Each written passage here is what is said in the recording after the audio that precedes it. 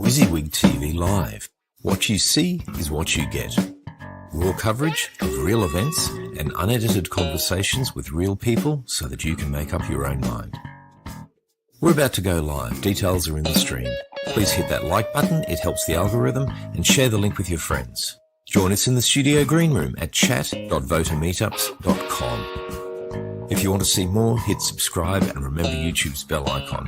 If you see value in what we do and you'd like to get involved, help out and return the value, come visit us at tvlove.org. That's tvlove.org.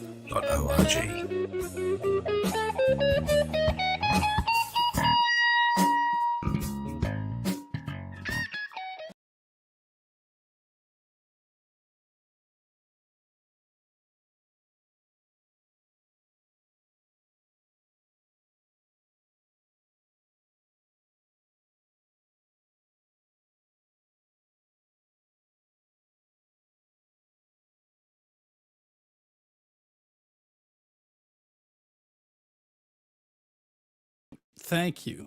Golly. The button. Thank you very much, door knocker. You're the best. I appreciate that. But the good news is I got the chat up, so I was able to see that right away. I gotta push that button. I don't like that. Anyway, happy Monday, everybody. Hope you're doing well. We're off to a crazy start. Linda Lou, we miss you too. We miss you too. Get the right comments. Pushing on the wrong comments. Linda Lou. Welcome, everybody. Tony says, bingo. You got your bingo card out, Tony? Man, taking a beating, huh, Tony? Good grief. I know. Mo, it's absolute rookie mistake. It's, yeah, it is. I like the other software better. Absolutely like the other software better. But we're just trying to do this differently. Because the one thing, like, I don't know if you guys remember, when it came to paneling people and allowing people to come up and have their voice, nobody liked the other system. It was either complicated or whatnot. So in order to have panels, you got to use StreamYard, right? And so that's the goal, is to be able to give you guys an opportunity. If anybody who wants to jump in here and say hi and do that. That's why we're using Attack of the Feather Dusters. Tony, they don't have anything better to do. They really don't. So consider it, you're doing people a service. But you know, I did like how you expressed the other day how, you know, you're a show, right? And obviously I don't agree with everything you say all the time, but I do understand it. I understand that, you know, you get this pressure coming at you from these people, and you express it in ways that upsets them. And that's the whole purpose, right? You know, you're pushing back, and they don't like that. So I do like how you explained that, or talked about that the other day. Sometimes I'm listening and I'm not I'm like the Christmas tree at Rockefeller Center. Here to entertain and look pretty, right? Unless some homeless guy sets you on fire. I would imagine that's the downside of that. But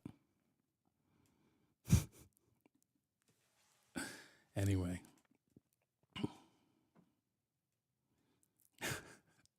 And I don't even know where to start. It literally is like out of control. It's not out of control in that sense. I love watching.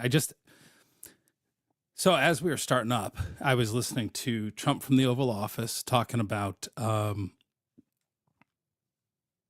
what he's got going on. And a lot of questions about Elon Musk. And we're going to dive into that. As the title says, it's USAID, Swamp Creatures and Social Media. The social media, I know, Laura, it is insane. There's so much happening. And it's like, it's sort of a meltdown, because for me, looking at it and watching and seeing what's going on, Trump is doing exactly what he said. And just on my way home from work, you know, the news came out. Actually, it was a little while ago. The news came out that Trump had a conversation meeting with the president of Mexico, Gloria Sheinbaum, I think it is, and that in order to avoid the tariffs on Mexico, that she was going to send 10,000 soldiers to the border to stop the fentanyl and migration coming across the border. So they're putting on pause for a month to make sure that promises kept, right? Matt, kept. D-Lynn. Yeah, Canada's not going to be a state. But it's funny, somebody on social media flaunted the idea of Mexico and Canada purchasing the United States. And I can only imagine that's a joke because I don't see where they could afford to do that. But definitely not going to be the 51st state. There's not enough Canadians that would want that. And honestly, I think Canada needs to be its own country. Hell, let California be its own country. Right? How about those riots? They weren't really riots, right? They were protests that were sanctioned by the California politicians, as it would be. Good afternoon, Linda. And by the way, I had to slow down the chat for myself just to be able to keep up with you guys. So it's set to 30 seconds, and who's in there? Hope's in there. Hey, Hope.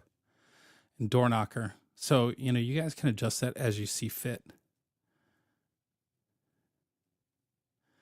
Puerto Rico, Northern Annex. Yeah, right. Can we give California to... I think that's an interesting idea. They certainly seem to be on the same page with their agenda, we'll call it, right? It was moving pretty fast. Some days it is. I also put on subscriber mode because we're going to deal with certain chatters a little differently. We're just going to time them out for a day if we do that. But I also learned that I need to turn on. I thought I could see what was going on in the chat as far as moderation goes. You got to tick the little box. You got to the little pill has to be shifted to blue for that to work. Share, subscribe, support. Christine says that's absolutely 100%. Thank you, Christine. Who's GIMP?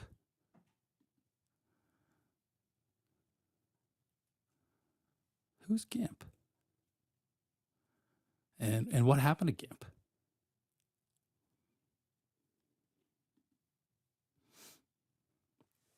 Yeah, so let me pull this up here. It's let me get a little. Let's start with a little bit of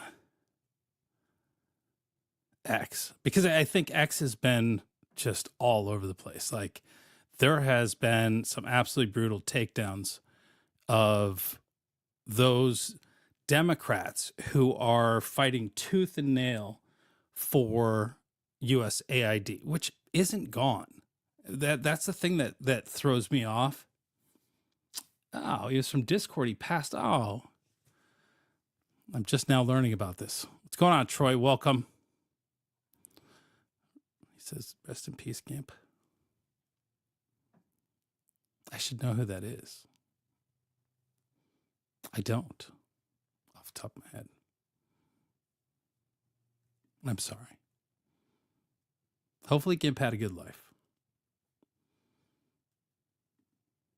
I would remember Gimp because Gimp was... I don't think I have anything that's like Gimp. What is it? It's that little plasticky rope stuff that you'd do the square, or you'd do circle in camp, and you'd make like keychains and bracelets and whatever. There was like the butterfly knot. It's not really a knot, it's weaving, right? You're weaving GIMP. Black and white dog is a picture. I'll have to go on to Discord and see GIMP. Because I cannot. I don't think GIMP didn't hang out in the chats with us, as far as I know. All right. And, oh yeah, and you had crypto dropped what, $10,000? It's down to like 93,000 coin. Whole lot of stuff going on. Let me pull this up. I'm not doing very good multitasking here, but we're going to fix this right now.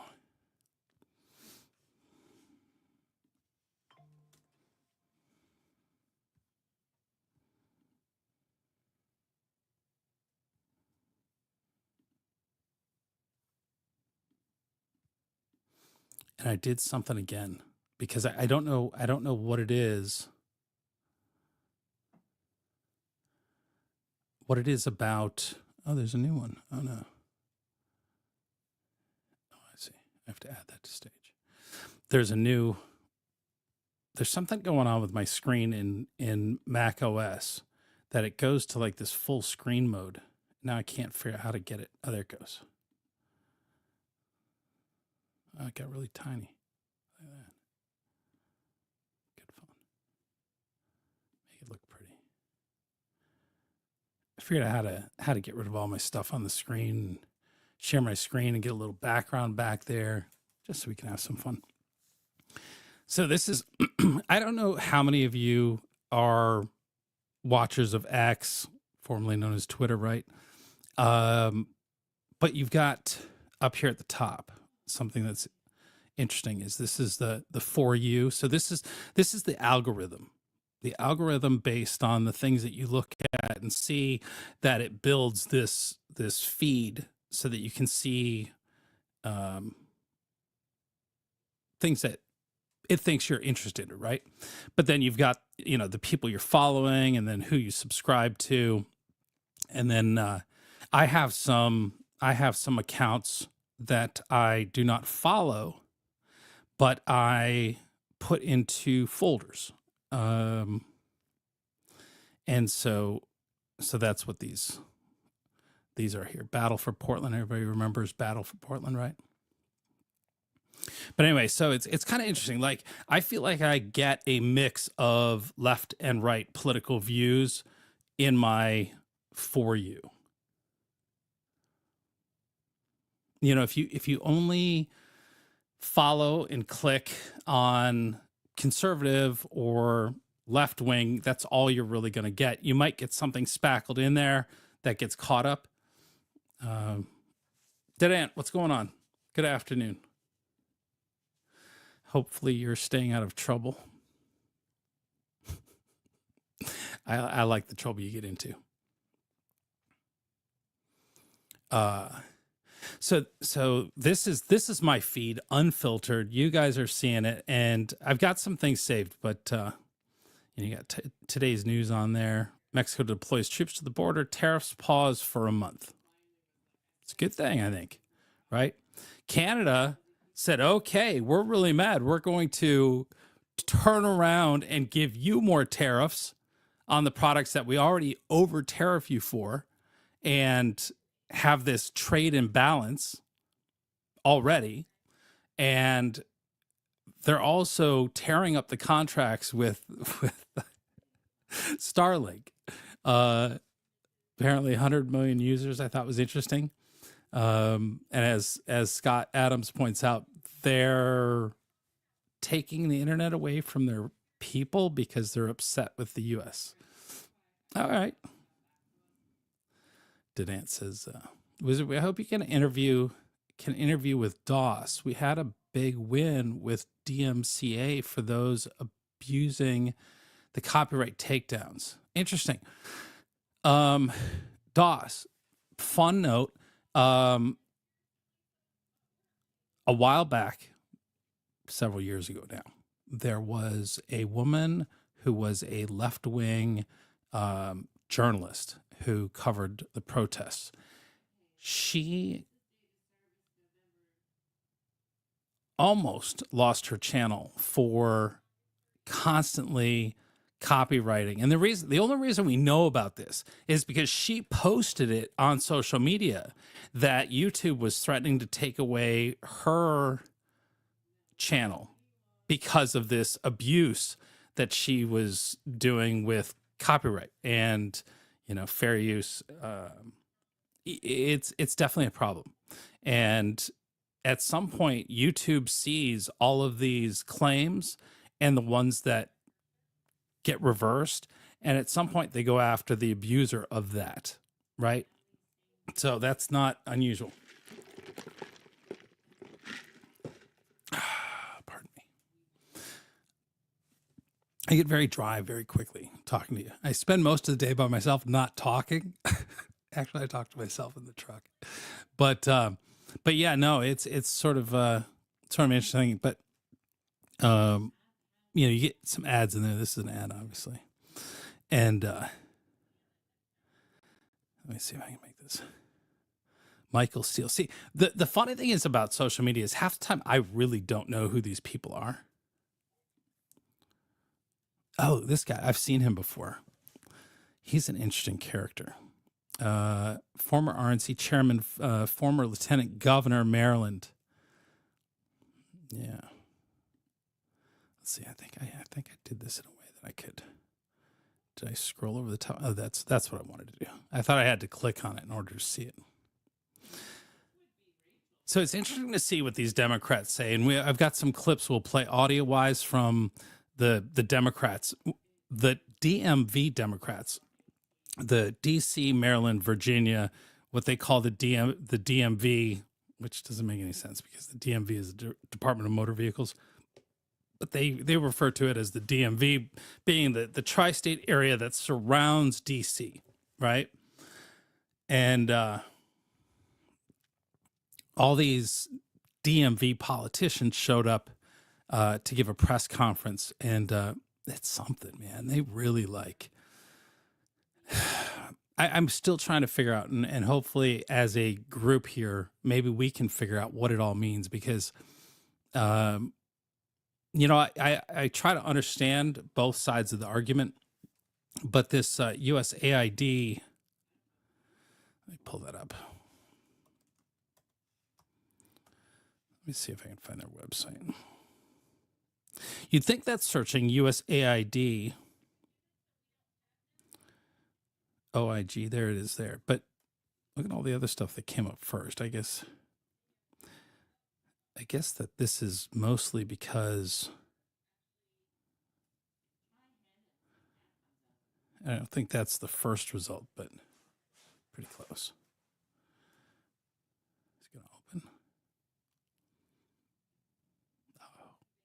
Uh-oh. We might be having some troubles here. Okay, there it goes. Office of Inspector General, U.S. Agency for International Development, International AID, International Agency for International Development. Let's see what the website says. It even has a report, fraud, waste, and abuse up here, which is kind of interesting that they... I wonder if that's new. Gosh, I wish I knew that. Or if that was just added. Because I have this feeling they didn't really mean it if it had been there before Elon went in. And the thing is, I don't think Elon went in. I think he sent a team of people, which from what I understand, everything I've read is these people were verified and checked, background, all of those things. OKC Rebel says, I'm day drinking. How's your day going, guys and gals? You know, sometimes day drinking is a wonderful thing. You know, it's a great way to waste away a day, right? Wait. They've had to have edited this page because it literally has one sentence. To safeguard and strengthen U.S. foreign assistance through timely, relevant, and impactful oversight. It's funny they say impactful oversight because they've apparently shown zero oversight to these two guys that quit when they were asked to show their when they were doing the audit, right? So they're saying that these guys just up and quit, which is interesting. But they hadn't turned down or found any issues ever, apparently. Oh man, 2 cracked rib stocks. So learn more about our mission, vision, and goals in our strategic plan for FY fiscal years 22 through 26. So one of the things that came up, and let me see if I can find this here on X.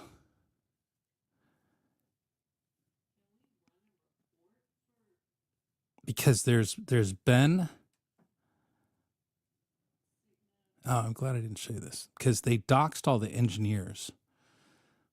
Actually, I'm gonna show this to you anyway, but we'll get back to that. Let me tab or bookmark that.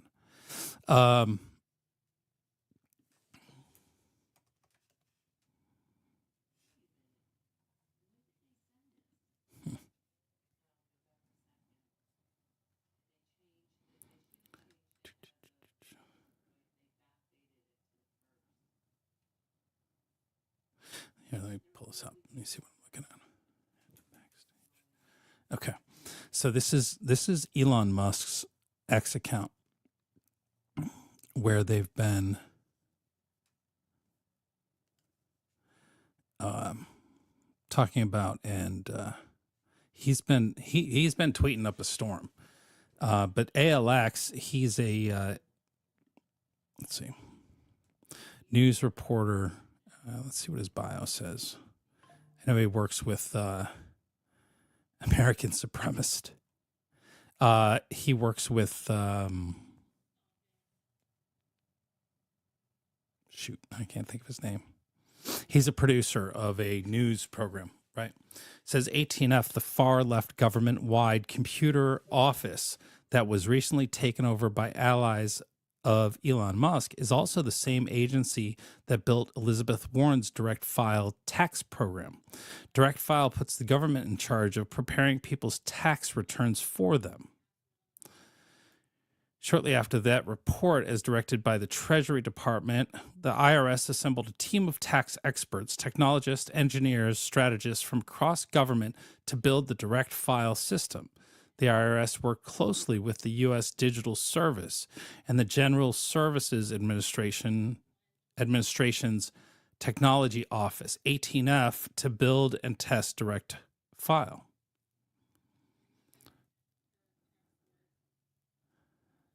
So you got Luke here, investigative reporter, Real Daily Wire, author of books on problems in K through 12 schools. Interesting. So what's been going on? Delete, expose, incarcerate. Kind of looks like what's going on, actually. Because I was thinking about this. I said last night to the unicorn, I go, because Elon Musk and the DOGE team went into USAID and worked all weekend. And it's funny because I don't know where it was reported, Elon saying, the enemy of the government takes the weekends off. So they get a lot of things done working over the weekend. And apparently they did. And somewhere here, we'll see some of the things that they've uncovered already being there. But it always seems like the first rule of thumb is what? Follow the money. And the money going out of this country and how it's being used is what's being uncovered. And it to me, it appears as though President Trump and the team behind him, Marco Rubio, was talking about it today as he was getting off the plane from Panama, where he went down there to discuss what was going on at the Panama Canal. And he put it in an interesting way because, well, maybe we'll find that clip, but there's always been some question about where this money's going and whether that money was in the best interest of the United States.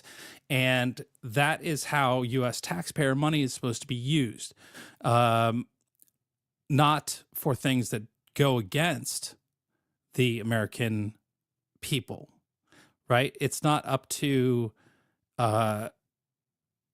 this USAID to decide these things, right? And who they're sending money to.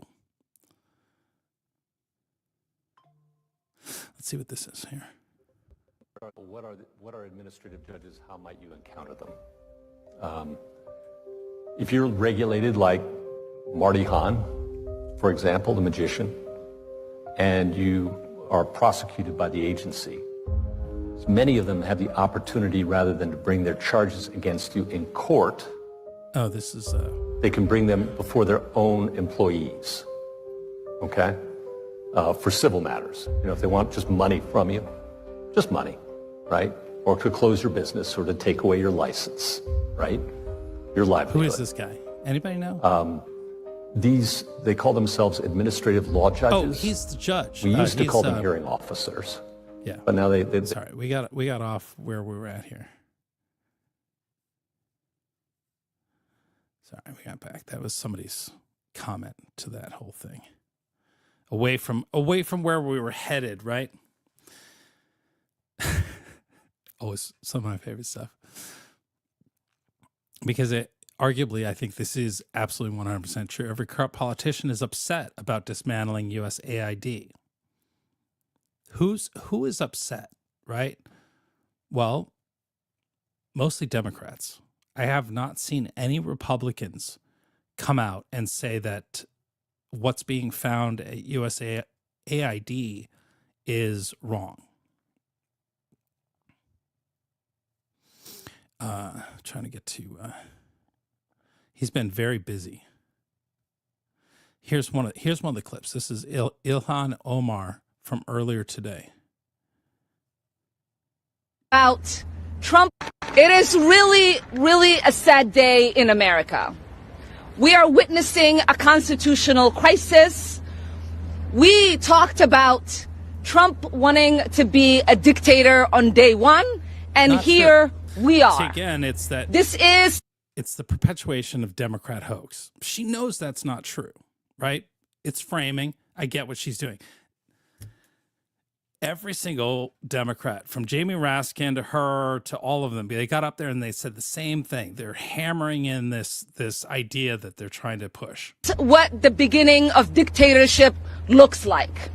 When you gut the Constitution and you install yourself as the sole power, that is how dictators are made. It is really... No, I didn't mean to do that. She said the sole power. Anyway, let's get this right. This is what the beginning of dictatorship day one, and here we are. This is what the beginning of dictatorship looks like. When you gut the Constitution and you install yourself... Who is... Somebody in the chat, please. Who is gutting the Constitution and how? I hear this claim constantly by Democrats. Who is gutting the Constitution? I still haven't seen. She might be. She's doing propaganda for just that. They're all pissed because the money for nothing is going to disappear under the table. Shit. Yes. That is what it looks like. And that's what they've started to show, right? And, Trump, Rubio made it a point to say, look, they're not shutting down USAID. It does good work. Not all of the work they do is good, nor with America's best interest. And that is what they're looking at. because USAID, the money that they send out is not being accounted for. And they're uncovering fraud. And American taxpayer money is being used for things that it shouldn't be. And in one of these clips, you're going to see, I forget who it was, talks about the fact that we are paying some other country. They're going to say that security guards or prison guards watching ISIS fighters walked off today because they weren't getting paid. Now, to me, that's the dumbest shit I've ever heard.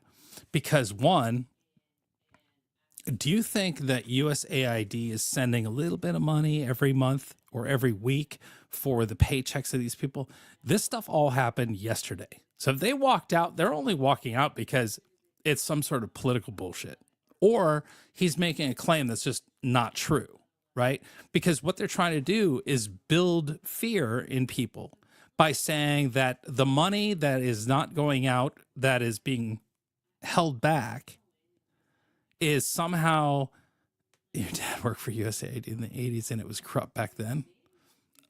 I'd love to hear some of those stories. You know, it sure as hell looks corrupt now, and they are floundering. The swamp creatures are coming out. The designated liars are out. Jamie Raskin being one of those designated liars that comes out and just says the most obnoxiously untrue things, you know, to push this. It doesn't make any sense. And at some point, you'll see here. Well, let's finish this and we'll get back, because we're getting to the fun Elon Musk stuff. Where some of these politicians who have spoken out on social media have gotten clapped back by people going, oh, well, your EIN number so-and-so has received money from, you know, and how it's linking all these people to these groups that get money and funding from USAID. Power. That is how dictators are. My theory is what we're going to see, and we're going to learn, this is what I was talking about in Unicorn last night, is they are hitting the heart of this money and going to expose all this corruption. And they cannot stop Trump. They cannot stop Musk. There's 6 young people, genius tech people. And the thought is that maybe what they're doing is using what they know and their ability to get in and look at these systems, and then using AI to basically weed out and find the needles in the haystack that don't make sense. And, you know, they locked everybody out of the computers, the USAID. That's one of the things they're really upset about, is that everybody got locked out of the computer system. So they couldn't go in there and hide evidence, right? And so when they went in there over the weekend to look at what's going on and where the money's going, this scared the hell out of them. Whether you want to call it the deep state, the cabal, whatever, this is what's happening. Is this group of Democrats from the DMV are now out on the street trying to say they're protecting their constituents who work for these companies that aren't able to go to, they were just told to stay home. No reason to come to work today because we're in the computers looking at things. You can't access the systems. You've got the day off, right? With pay. And so they're upset that, you know, these Democrats are upset that these USAID employees got the day off with pay. How dare you waste taxpayers' money like that? No, fuck off. It's exactly the right thing to do. So Made. It is really, really. Elon says, I don't see him waving any American flags. Let's see what this is. Oh, this was over the protests from last night. The ICE protests. And, you know, we've talked about so many protests that I don't even, at this point, I don't even think it's worth discussing. And like I said, let California do whatever it wants. I don't miss this. And by the way,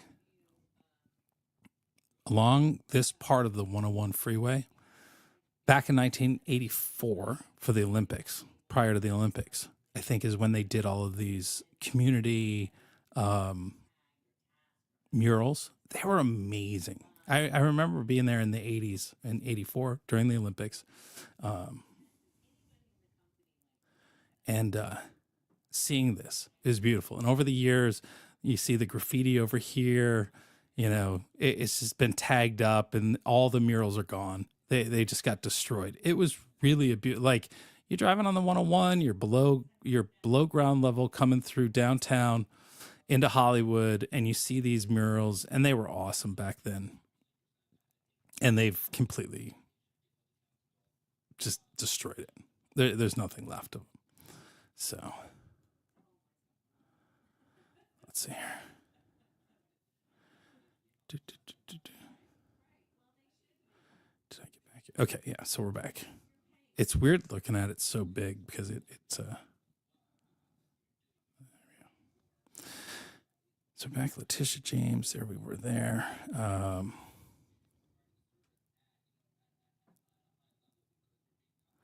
He gets, you know, obviously there's people who very much support what Elon is doing with DOGE and whatnot. This one was interesting. Kanoa the Great is a good follow on X. My cousin explains exactly how X's algorithm works, algorithms work, how to create viral content, and how to grow and monetize your X account. Theaccelerator.com. He says USAID and Fauci funded COVID-19's patent patient zero at the Wuhan lab. Truly insane. So one of the things that was uncovered was Fauci wasn't funding, the government wasn't directly funding. One of the ways USAID is used is to fund the government programs that the American people wouldn't allow or America can't fund, right? So they do it through USAID. And he says here, Chief Nerd says, let me get this straight.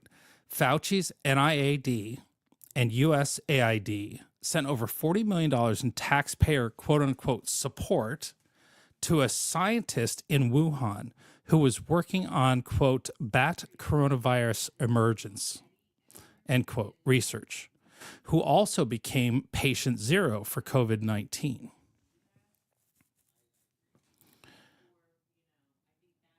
So it says obtained by FOIA by White Coat Waste Project.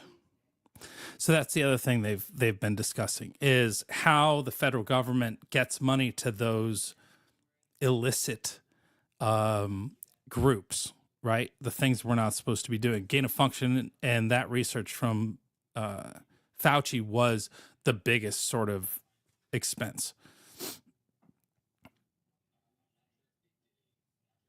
Let's see. This was Donald Trump on USAID. Let's see what Trump says here. Of it is good, but the first term though, USAID was something that you liked in some respects. I love the concept of it. That's the program. Sure, I love the concept, but they turn out to be radical left lunatics. And the concept of it is good, but it's all about the people. Mr. President, the first term though, USAID was something that you liked.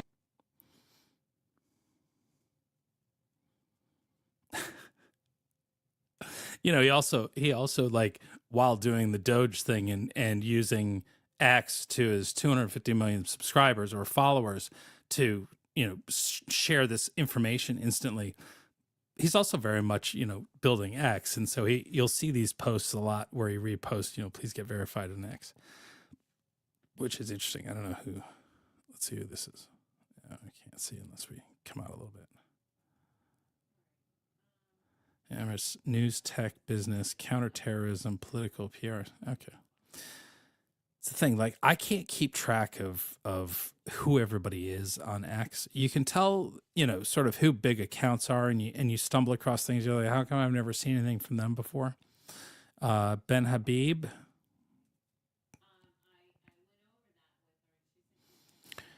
Somewhere here, we're going to, here's Jamie Raskin. So 46 minutes ago, Elon Musk says the corrupt politicians protesting outside USAID building are the ones getting money from USAID. That's why they're there. They want your stolen tax dollars. Here's Jamie Raskin. This is great. Elon Musk, you didn't create. He is the epitome of Maryland politics. Like, he talks about the fascist state. Maryland is right there with California. It may actually be trying to outdo California, especially with people like Jamie Raskin. But, you know, you got Adam Schiff from California. You got Jamie Raskin from Maryland. Shoot, what's his name? I can never remember. Anyway, but it's the red carpet rollout for the liars.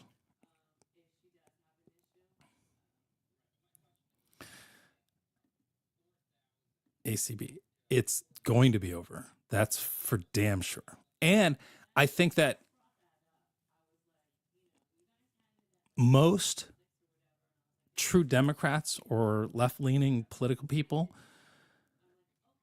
could get behind this same exact thing, because they don't want their tax money going to these frivolous things, these fraudulent groups, and, you know, the funneling slush funds and whatnot, any more than the rest of us do.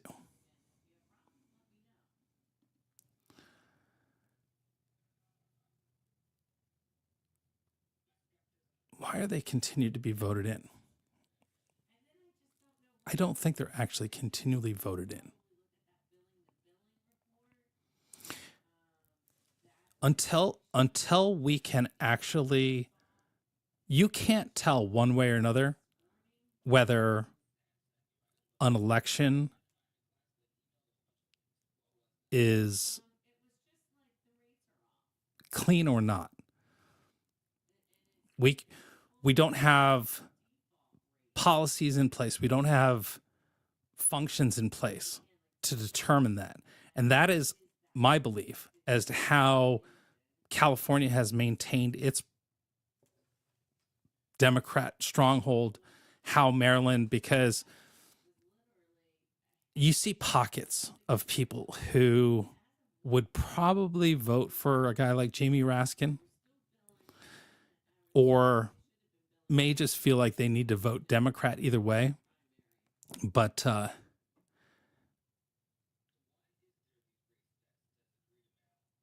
I'm not confident. I don't have confidence in the system because they can't actually establish that confidence. And so until I'm confident, I don't think that they will lose.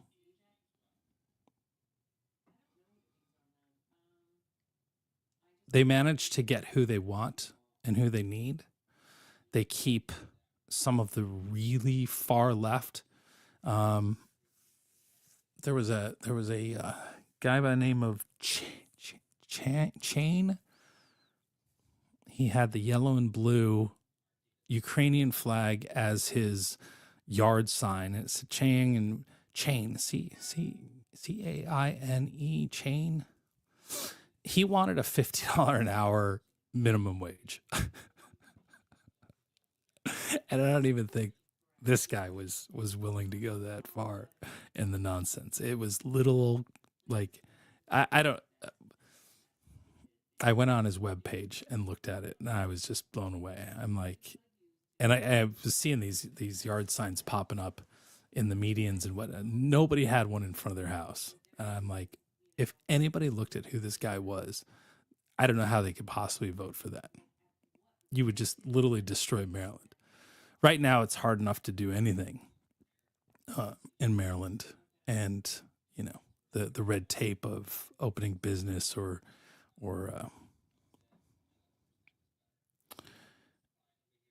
building a house and permitting and it's just out of control. And it's run by people like Jamie Raskin. Listen to him. USAID, the United States Congress did for the American people. So now, I just before we started this, saw information and a claim that Jamie Raskin's making is that USAID was put in place by the U.S. Congress. And the information that I saw is that it was done by executive order by JFK. So I haven't confirmed that, but it's interesting. And just like I wanna Elon look Musk into that. did not create USAID, he doesn't have the power to destroy it. And who's going to stop him? We are. We're going to stop him. Elon Musk, you may have illegally seized power over the financial payment systems of the United States Department of Treasury, but you don't control the money of the American people. The United States Congress does that under Article 1 of the Constitution. And just like the president who is elected to something cannot impound.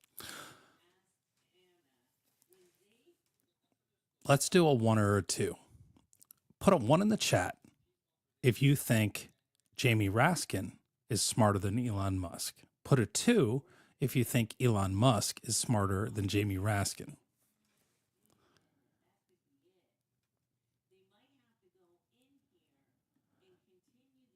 I don't think I've heard of the researcher. Let's see. I'm curious. I'm curious what the researcher is.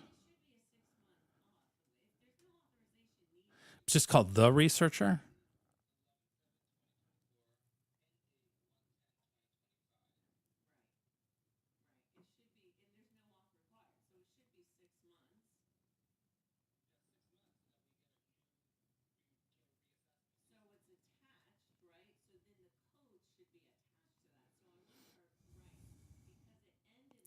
Is it the one with the, because I got a couple here.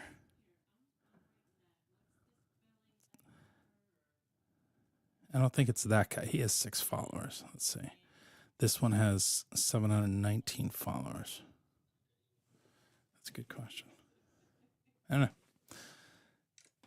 know. Send me a message on X. Right? See that's I see nothing but 2s. And I have this feeling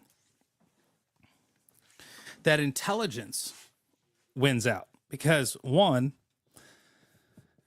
just like first term of Trump, the microscope was focused so pinpoint on Trump and what he was doing, and that they could never go after him for anything legitimate. They wanted to. They certainly tried to. They could never find and make up anything, right? Elon Musk knows exactly what he's doing. First and foremost, I would imagine he has done his homework, done his research, and knows exactly what they're doing. You know, they are working through this plan, and they found, and apparently it had something to do with possibly Matt Taibbi and some of these other journalists that have a really strong understanding of the U.S. system, and that they sort of found the Achilles heel. Because they could have gone so many places, right? There's budgets throughout the federal government. They chose this as their starting point. And within the first day, they were already dissecting and finding these potential issues, and $50 billion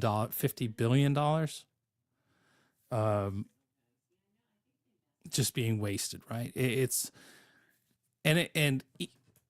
Trump and the Trump team, they've all acknowledged there are certain things that obviously USAID does that are good, but there's more that's bad, right? So it's a matter of time until we see what they ultimately find. What when audits are made public? Yeah, absolutely. Right. And this made me think of X. And when Elon bought X, he gave Matt Taibbi and who was the other journalist access to the code so that they could do their own research and look through it and find out. And that's when they determined that, you know, one, the FBI had a backdoor.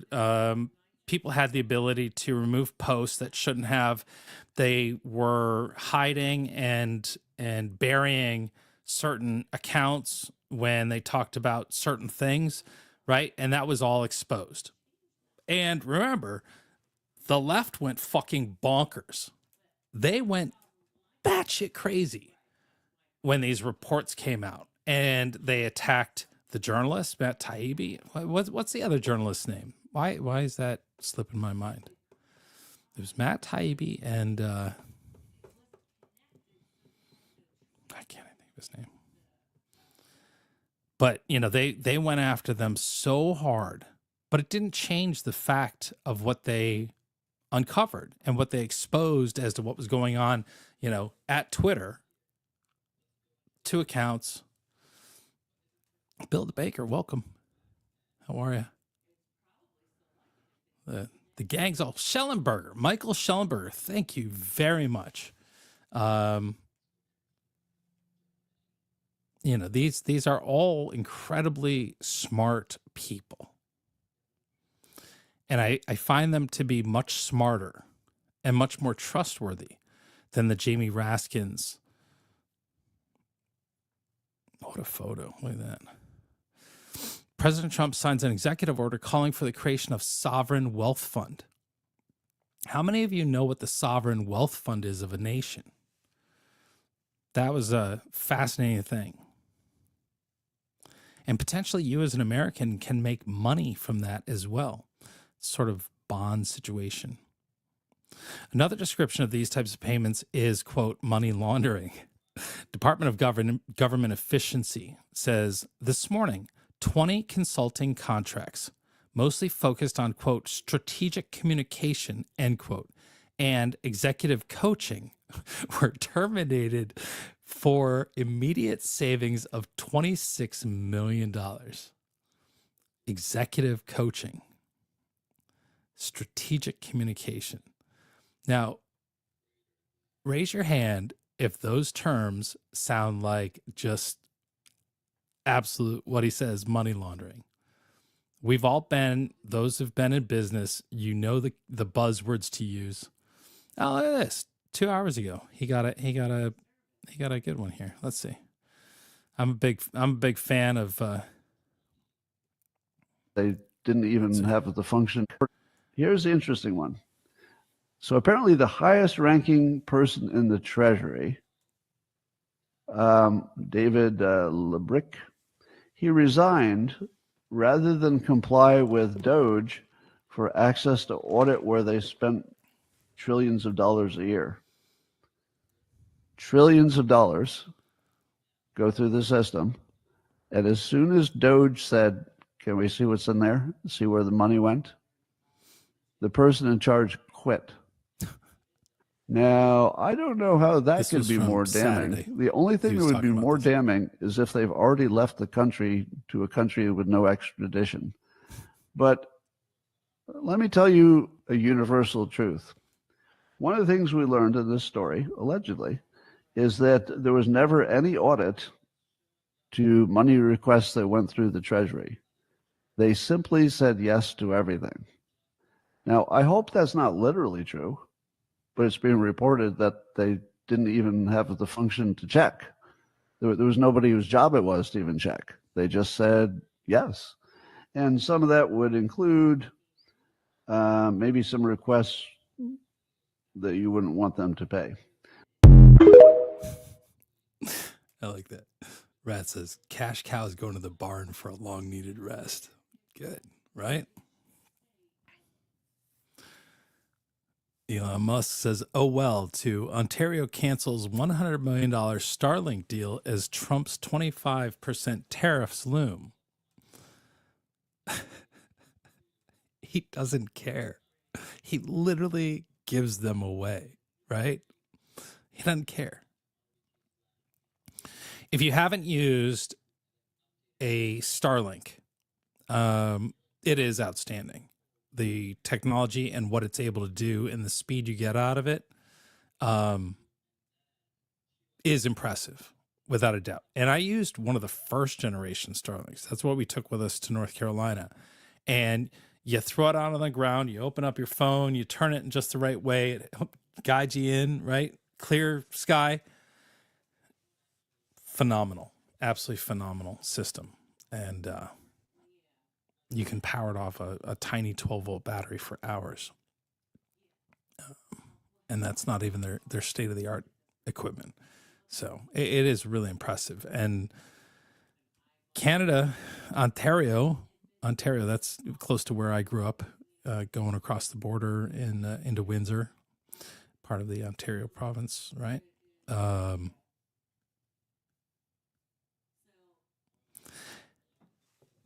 Is all they have to do is say, we're going to help you, America, fight the fentanyl moving. We want it cut off as well. And we also want to secure our borders. That's all they had to do. That was the only reason the tariffs were going to be imposed. But Justin Trudeau, from what I watched him say the other night, is not interested in working with the United States now that Donald Trump is president. And I thought he quit. Didn't he step down? I swear, like 2, 3, 4 weeks ago, he threw in the towel. Why is he still there? The border is closed. Illegals being deported. Again, Bill, not all illegals, just the bad criminals right now, right? They're the ones they're getting. And anybody who's helping them that gets caught with them, they're not looking by them. They're not turning a blind eye to somebody who's crossed the border illegally. So like they said, if you know somebody who is a criminal, who has committed crimes against American citizens and has been arrested or wanted, don't be around them, because ICE, whatever these federal agencies are that are out there, right? They are going after those people. And if you're there with them, if you're helping them, you're gone too. So it's best to, heed that warning, I guess. Is he gone in a couple weeks? They were talking on another stream about, another year before they're going to do an election. But, yeah, Starlink's great. You can literally live anywhere now and have Starlink and have amazing internet. For me, that was always the thing, like being out in the middle of nowhere, no cell phone, no nothing, a little difficult. You gotta have something, right? But yeah. Here, this is what we're gonna do for a second here.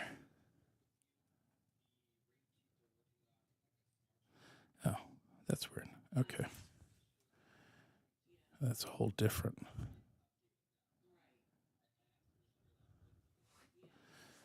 Let me see. We're going to take 5. I'm going to bring up a little blast from the past. Let's see. I don't know. Can't do that. All right. You know what? Give me 1 second. I'll be right back.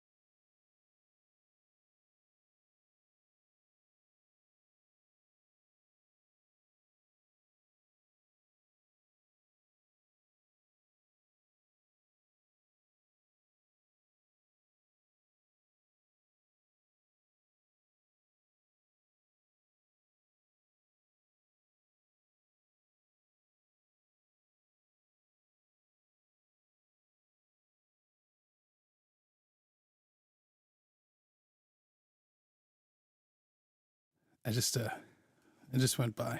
Tuk Tuk, sitting in the other guest bedroom. He's just chilling out. Is he gonna focus? It's not a good picture. I'll pull it up down here. Hey, just being a good boy sitting there because Unicorn's working on the mezzanine. I don't know what you call it. And then Tuk Tuk's on the other end of the house in his room. She puts this blanket out for him, and that's his spot. Like he can watch the street from the window in that bedroom, and he just hangs out. That's like his spot. He chills there. Sometimes he sits on the chair across from the Unicorn while she's working. But he's cute. He good boy. Just doing his Tuk Tuk thing. Anyway.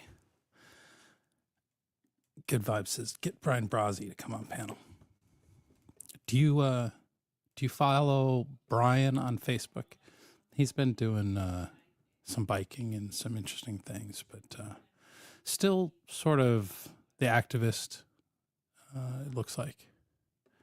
But yeah, it'd be an interesting conversation to have, I guess, with Brian. And, now that it's been some time after, that actually would be really interesting. Maybe I'll reach out to him. Because I was the official sanctioned, paid for by the TPC, according to Scott, streamer. So I should have that connection to be able to pull that one. Tucker does know how to relax. He definitely knows how to relax. Till the deer show up. And then he's like, he can smell a deer from inside the house. I think the smell of the deer comes down through the fireplace. And I'm sure some of you have dogs that like pay attention and watch TV. I've seen the videos of dogs that see and hear the television. He doesn't. Like, it doesn't exist in his world unless there's a doorbell on the TV. He always thinks it's ours, but that's the only thing I think he hears. Like, if there's a dog barking on the TV, doesn't affect him. Not fazed one bit. He won't see an animal on the TV, but he can smell a deer or a cat walking around outside through the fireplace, and he goes batshit crazy. And he's got to go out there and attempt to chase them down. I think he just wants to make friends. But anyway, I did promise Vaughn Michelle that we would put an invite up, which I forgot to do earlier. So let's do this.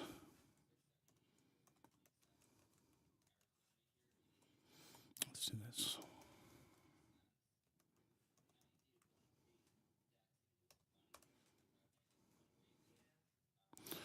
And then we do this. Paste that.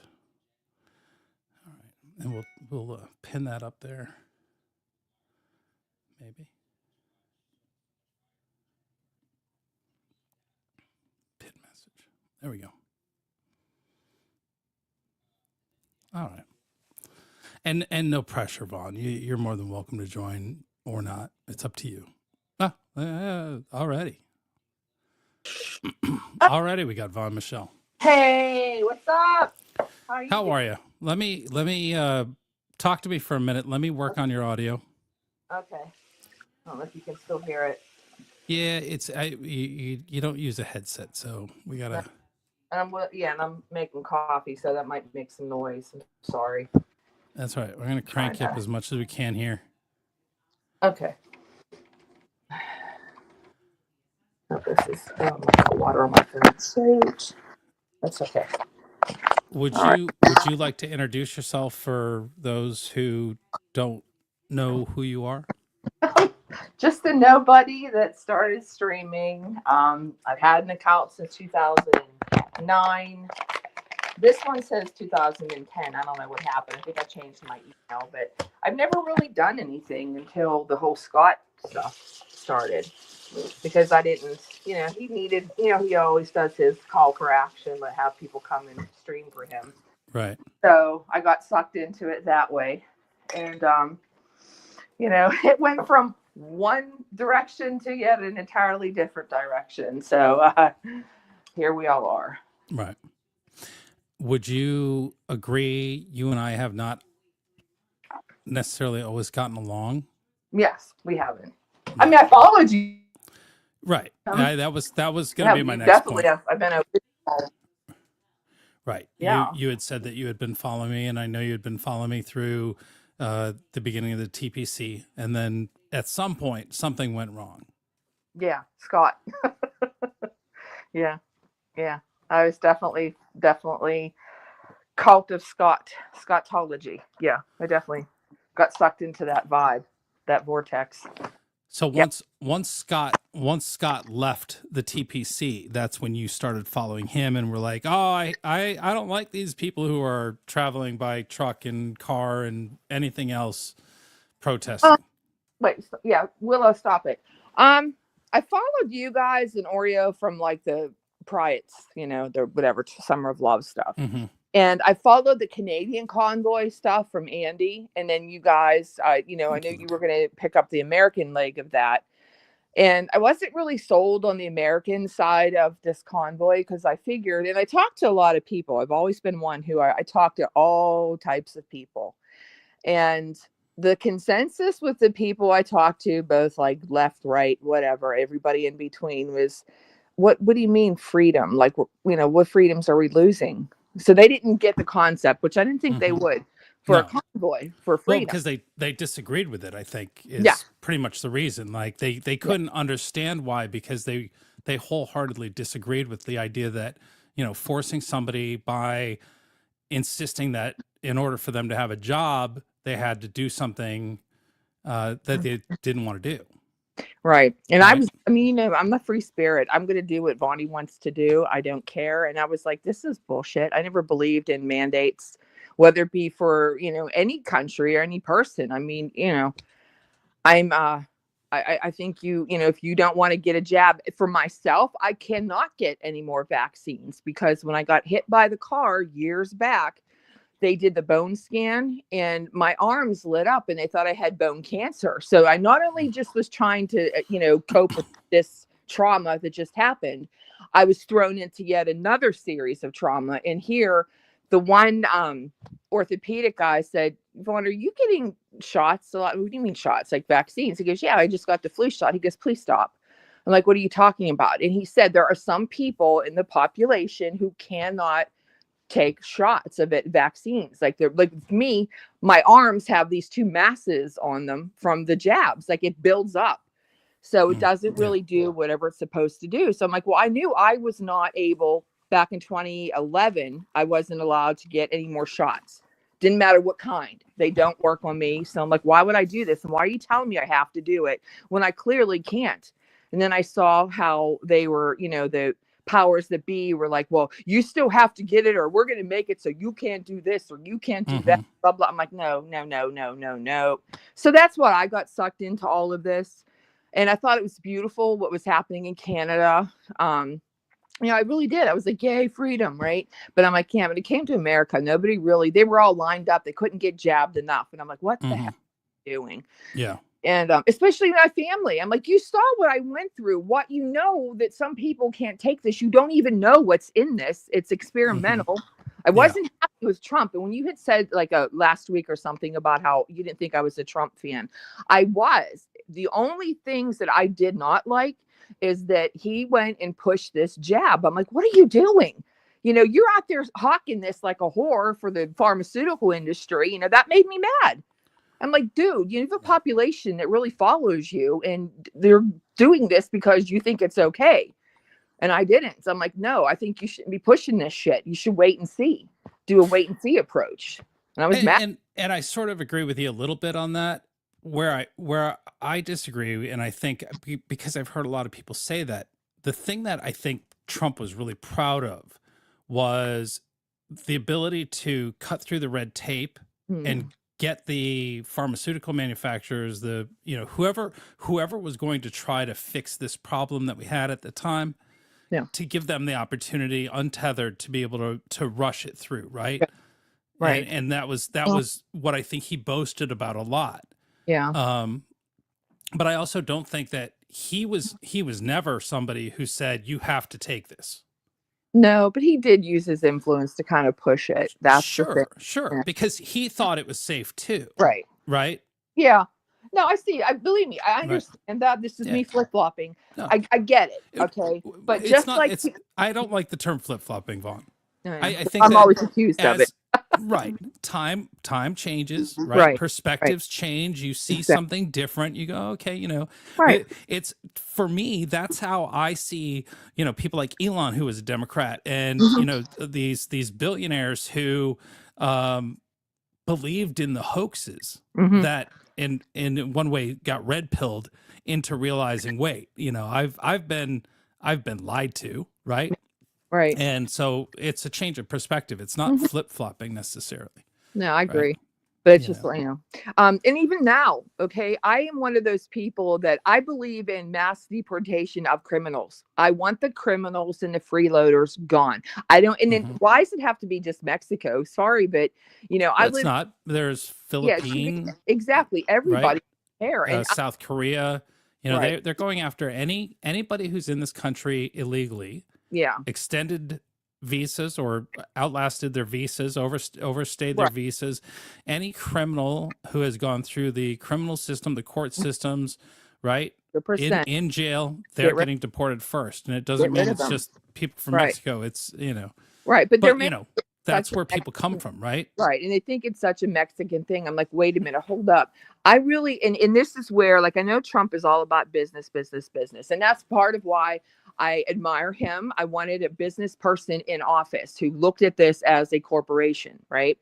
And the numbers, okay, let's get to that. All right. We're going to fast track right into this. All right.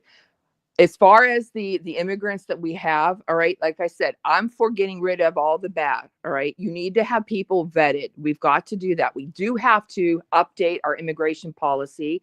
We've got to take a look at what we have now as an American population. So this is where I understand sort of what Vivek and Elon were talking about. They're all for that H whatever N1. I don't know what that term is, but well, there's a lot of different visas that allow people to come into this country and work the best in the country filling jobs, right? Exactly. And that's the problem. We literally have one, maybe two generations now of entitled brats who are like everything like the left is trying to say about like white people, right? They're just demonizing white people. Well, you've created and you've set up a structure, a system where you're creating these little monsters. You're letting children think that boys can be girls, girls can be boys. That's a fallacy. You're telling them they can be cats pissing in the litter box in the corner of the classroom. This is what's wrong now. And now you have people who don't want to work. You had COVID where people were getting paid to not go to work. Then you've got the illegals who don't have to work and get paid, right? So you've got this big conundrum. Okay, let's get rid of the illegals that aren't doing anything. All right, they're sponging. Fine. Now you're left with a segment of society, the biggest part, our youth, say like from 16 to 40, all right, that don't want to work. They don't know what it is to, have to strive for something. They want it for nothing. You don't get an education for nothing. I didn't get that for nothing. Mommy and daddy didn't flip the bill. Okay.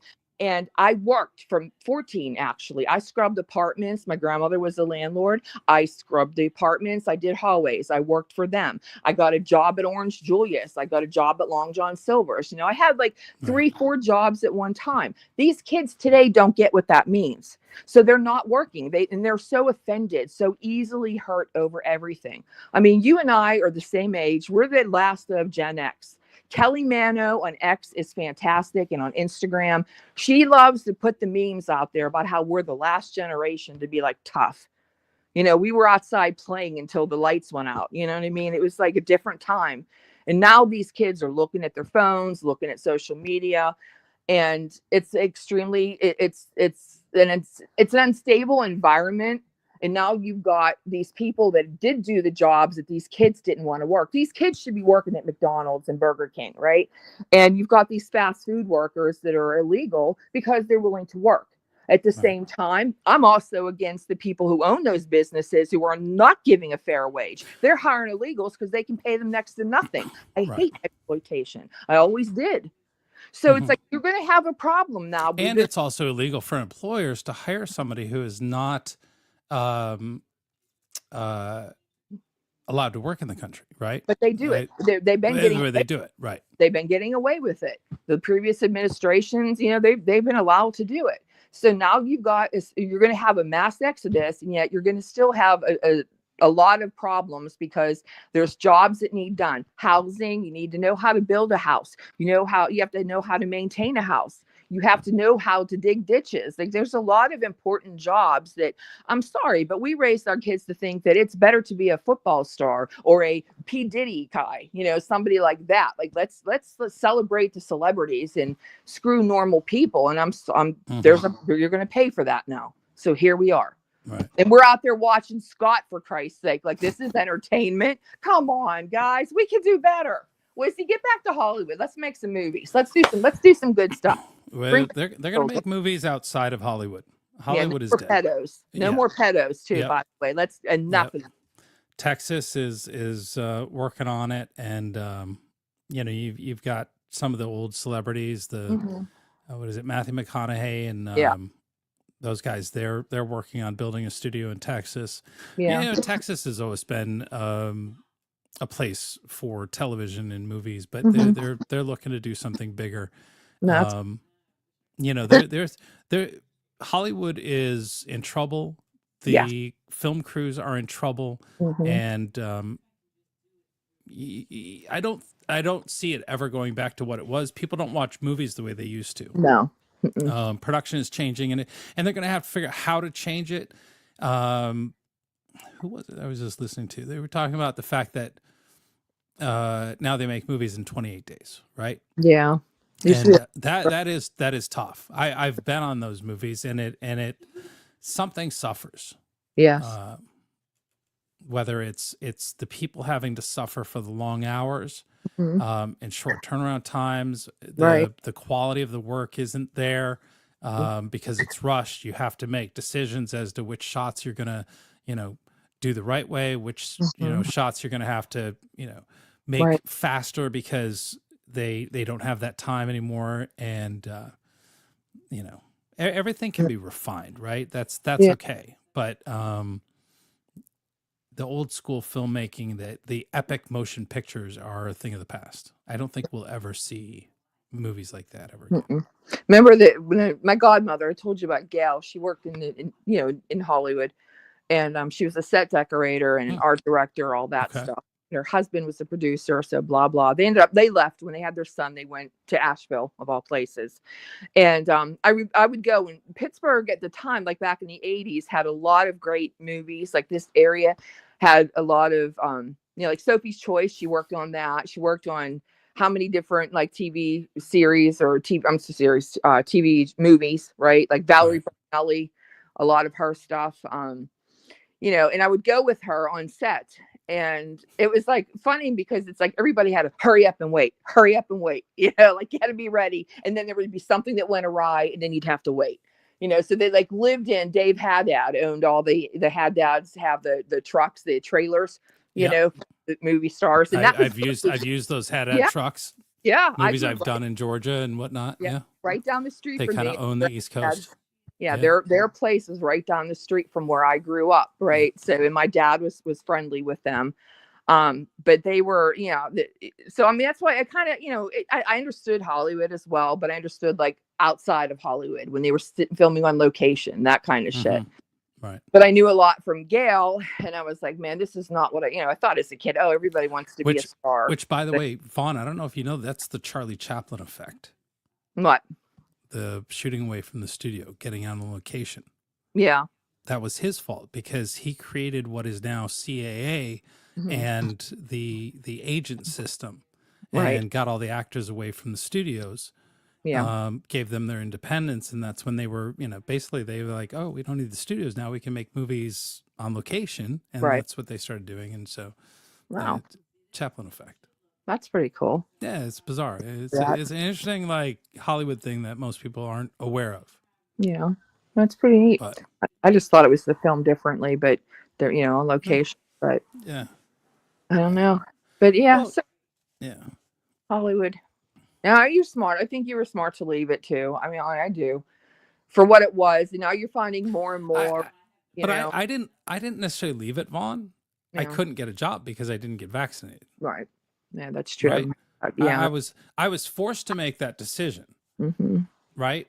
Because I was given an ultimatum, you Mm-hmm. know, and I was offered some really great jobs. Yeah. And, you know, especially those with Disney, where it was like, yeah, no, if you're not vaccinated, we can't hire you. Right. Okay. Well, what if they came along and said, "Oh, you know what, Chris, we got this great job. You know, will you come back? Like, would you go back if they offered you a great job?" You know, I looked into Baltimore as a hub. If somebody that I've worked with in the past called me up and said, "Hey, I'm doing a movie on the East Coast," yeah, I could certainly go do it. I've maintained my union membership and whatnot, and still continue to pay dues. I guess with the hope that could happen. But you know, I've found another life on that. It's not the film industry and the things that I love doing, and the tech and the equipment and the, you know, like, I truly enjoyed that. right. But I don't miss the extremely long hours. And, you know, I feel that more as I'm getting older. And that's why I'd kind of transitioned a little bit to sitcoms, because the life was a little bit easier in sitcoms. You know, it was a whole different role, but it was fun to actually do that for a little while before, you know, I was out of the industry. But I don't know. It would have to be that you know, I guess that's why I really, you know, sort of started streaming, because in a way, you know, it was having some connection to creating something, right? Yeah. But differently. Well, it'd be good if you had the option to do it, you know. Yeah. Gra asks if I'm eligible to receive back pay from Hollywood. No, because the employers are the studios at the time. It's a complicated system, but you're a contract employee while you're working on those shows. And so, you know, we would have multiple employers sometimes throughout a year. And it doesn't work the same way. Yeah. I've considered suing the union for allowing, you know, them to do that. But it's just not me, you know. It's not what I'm about. But plenty of other people. Can you think of anybody besides, obviously, the military? They're getting back pay, Right. and reestablished in their former role, whatever. I don't know. It's not the role, whatever their level was. Their Right. What's that word I'm looking for? Their grade. It's not a grade. Yeah, but there's been some nurses that have won lawsuits. There's been a number of other people that won lawsuits over the years.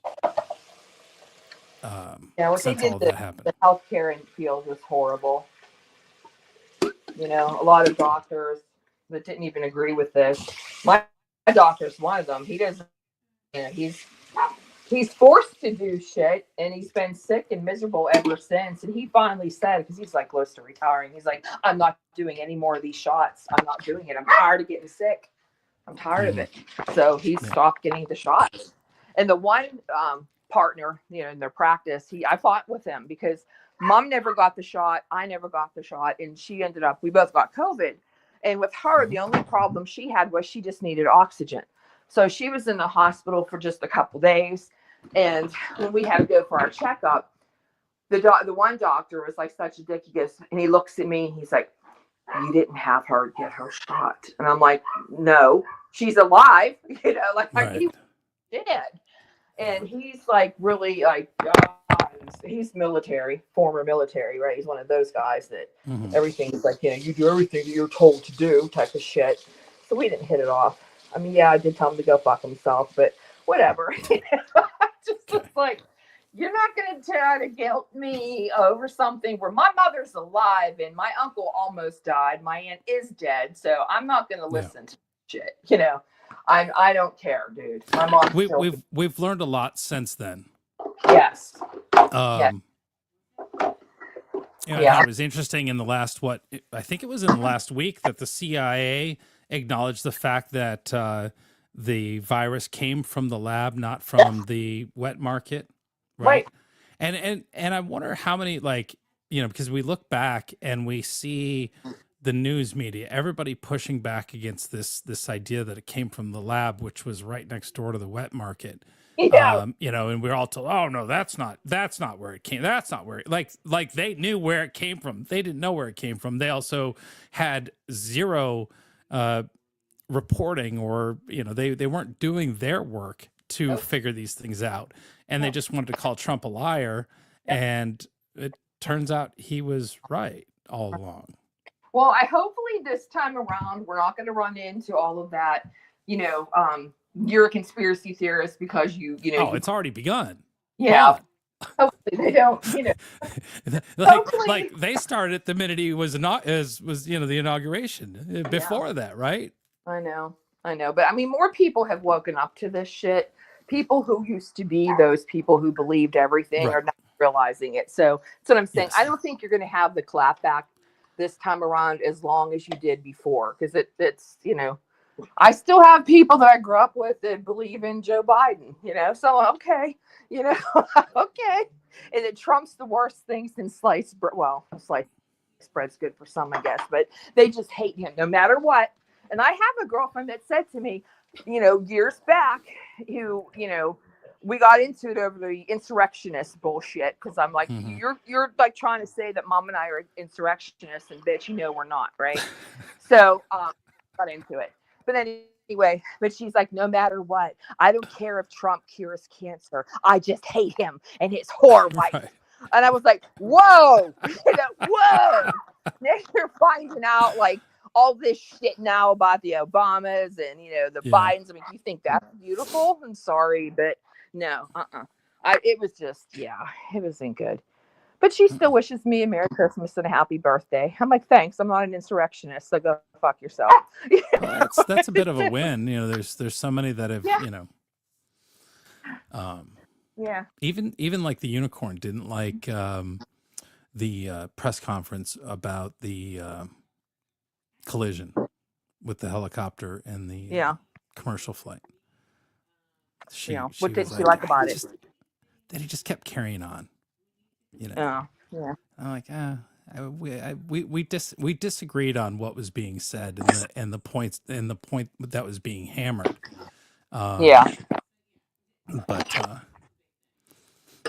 Well, because he was. Oh, where'd you go? We lost her. We lost her. She disappeared. Disconnected. I heard a clattering and then a click. Laura, I would definitely agree with you there.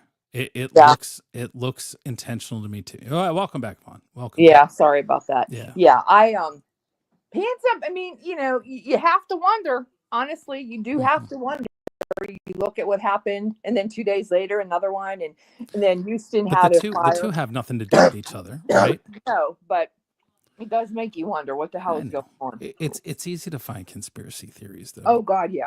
And Vaughn, I would like to think that maybe you're a little more immune to them. The conspiracy theories, based on some of the things you've been dealing with in the last year or so, and that I would think that you would be able to see how people who like to connect dots. Oh yeah. Right. Yeah, but he create these conspiracy theories. Yeah, he likes to say I'm QAnon. Like, what the hell are you talking? What? Yeah, dude, they're two separate things. I'm not even, I don't even really fight it anymore because it's so comical. And you've got these, and again, it's him, but it's also the people he has doing his bidding that are more dangerous. You know what I mean? Sure. It's like he's dangerous. Like I do refer to him now as Chuck Manson. Because it's like, and my aunt actually, this is great. My aunt went to jail for federal tax evasion, her and my uncle. And they ended up one of her, what do you call them, cellmates or bunk, whatever, block mates, whatever, was Squeaky Frome. And Squeaky would send her Christmas cards when my aunt got out, like they would still communicate. And I would love to. I know she's still alive. And I'm thinking, you know what? And I know she would talk to me. And I would love to have that conversation with her and then like to say, hey, look, here's what you got with these Scientology, like protesters, Scientology, and you were a part of this cult mentality. Obviously, I mean, she adored Manson until he died, but I would like to have her take on all of this. Like, am I far off on how everybody's reacting for this one individual? Mm-hmm. Because I have never in my life met anyone who was that able to captivate even like a certain segment of a population, right? And to withhold it, like the people he's gotten rid of, which I'm very happy. If I'm a bad actor, I know I'm doing something right. I'm like, yes, I'm the bad actor. Yes, I did it. Yay. I'm so proud of that. But the people that are still hanging on, I'm like, there's like something to be said about what's wrong with you. Right. It is a cult mentality. And he's just been able to like tap in to the weak-minded people who are willing to still, regardless of what you see, because I keep talking about the analogy with the attorney when I first met with him, and he's like, what do you see outside? And I said, it's a beautiful sky, blue, fluffy clouds. And he's like, no, I see it's gray and there's thunderstorms down in the mall. And I'm like, what the fuck are you talking about, right? But he's like, you're always going to have people that know that sky is blue. It's right before them, but they're going to still tell you that it's gray. They're going to keep on with their, with their directive, their narrative, whatever. And it's amazing to me that like people will still follow this asshole despite everything that you've been seeing, everything that and I do believe at this point it's complicity. You own this. Those of you that are still following this and buying the bullshit, you own it. You own it. Did I own it for a little while there? When I started to see what he was about, I did get the hell out. It wasn't the big time frame. Like there's people from then that are still there now. Mm-hmm. And I'm like, you saw this, like, what was going on, and like, I knew taking a risk, like, oh, well, if I get out of this, I know I'm going to get beat the shit out of. I know I'm going to get it every which way. They're very willing to look past a lot of things, even when shown. And it's like, okay, I get it. I'm not. And I know I'm going to get bashed around, but it's like, I think that like everybody threw everything they could at me. And now like the final round is like this last bunch of losers he's got, and it's like, dude, it's not working. I'm not paying attention. I mean, they're now like coming right out and saying they're going to kill me. Now, again, you may think it's a joke, but the people watching you who were willing to do anything to impress Scott may not think that's a joke, and they may act upon and I get that. It's that's the Manson effect. Yeah, the activists in LA called that Scotch-tastic terrorism. There was so many different ways to pronounce that, but they were calling people that, and it's quite fitting actually. But that's potentially what's going on. But somebody was talking about the fact that you have all these Democrat politicians, you've got the mainstream media calling Trump a Nazi, right? And that he's the biggest threat to America, the biggest threat to democracy. And then somehow they're not accountable when, they're trying to assassinate him, right? Yeah. Because how do you do that? How do you call somebody these names and create this persona of who they think he is, and then not think that that's going to happen? I don't know. I don't get it. I really don't. And she may only have 10 people watching, 20 people watching, 30 people watching, right? But those people are hearing and believing, and they repeat this nonsense. Yeah.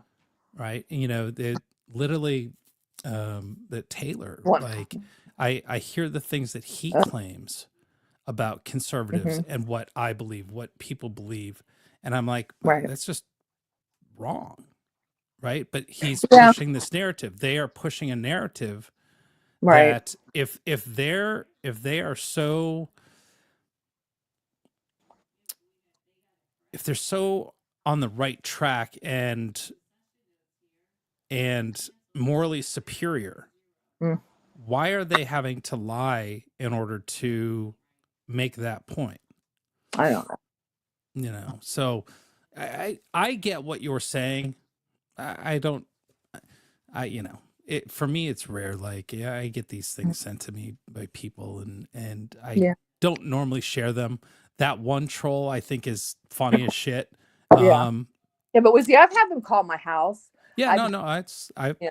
And I'm talking my cell phone. Like, the only people that have my cell phone are like Scott. right. You know what I mean? So it's like in this whole shit show, there's only a few people, just like 4 people. And Yeah, I'm like, I don't talk about the things they do, Vaughn, because I don't Yeah. want to give them oh, that they're credit, right? Yeah, you don't want to give them credit. But I'm just saying, like in my case, like I honestly, like you get this tit for tat. When the Democrats are in office, you know, they're going after Republicans. When Republicans are in office, they're going after it's this back and forth, and this shit never ends. It's this constant cycle of shit. And I remember listening way back, Charlie Rose. I used to like watching him before or whatever. But that was a great show. He was, and he had Assad on the show.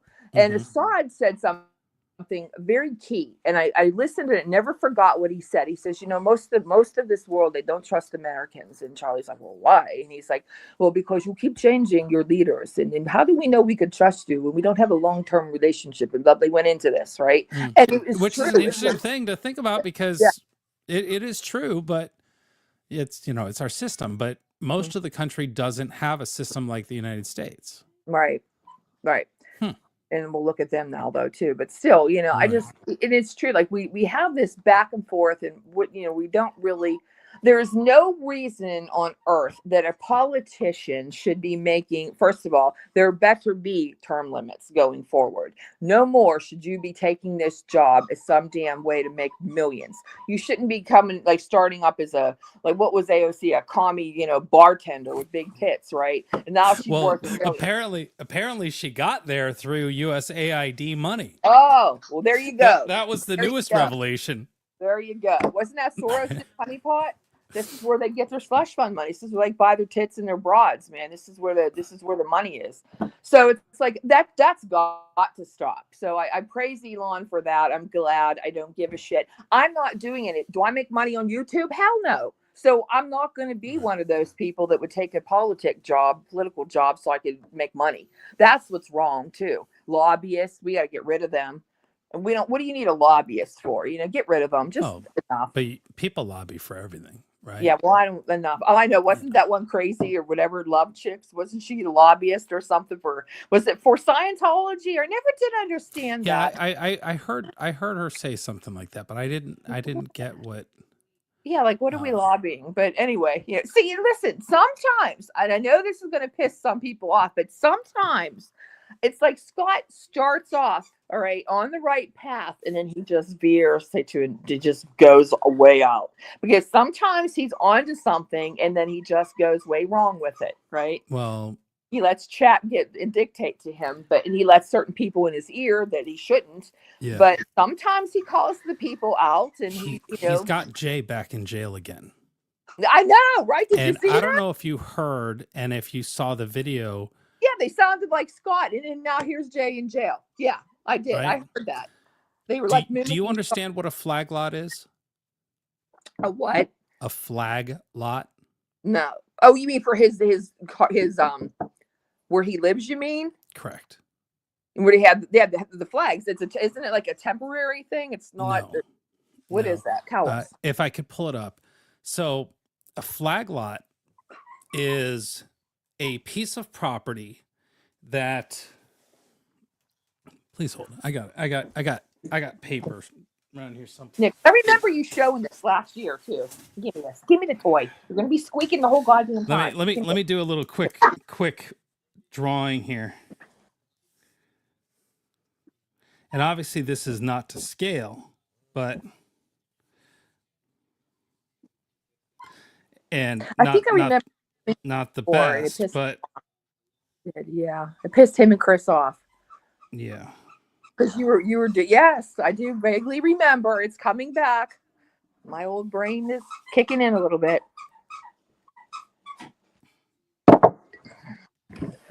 And you keep cutting out too. Your thing keeps going in and out. What does? Your screen. My screen does? Yeah. It does. I wonder. Interesting. It might be the static. Yeah. So this is a flag lot. This is Jay's house right here. Yeah. And let me put a little house here. It'd be good if Scott came on right about now and he talk about this flag lot. So this is all backwards, but this is Jay's house here. Yeah. And I should have made this. This is the main road down here. Can you put a picture of his RV, his shit RV, so we have a better scale? Actually, it was the van back and then, the rocks he moved. And the rocks. So the main road down here. I wish I was more prepared for this, but this is just one of these things where I feel really bad for Jay. So Jay lives in a flag lot, and this is the flag lot. Now there's another resident that has the property up in front off the road, right? Yeah. Here's the road. And so Jay's property is designed to have this easement along the way here, which is his property to put a road, a gravel driveway, whatever he sees fit on his property to get to his front yard. Yeah. And you've got this road up here, this whatever this is for the neighbor's property. They created a subdivision. Yeah. And Jay, as the owner of that flag lot, does not have right of way on this other driveway. Yeah.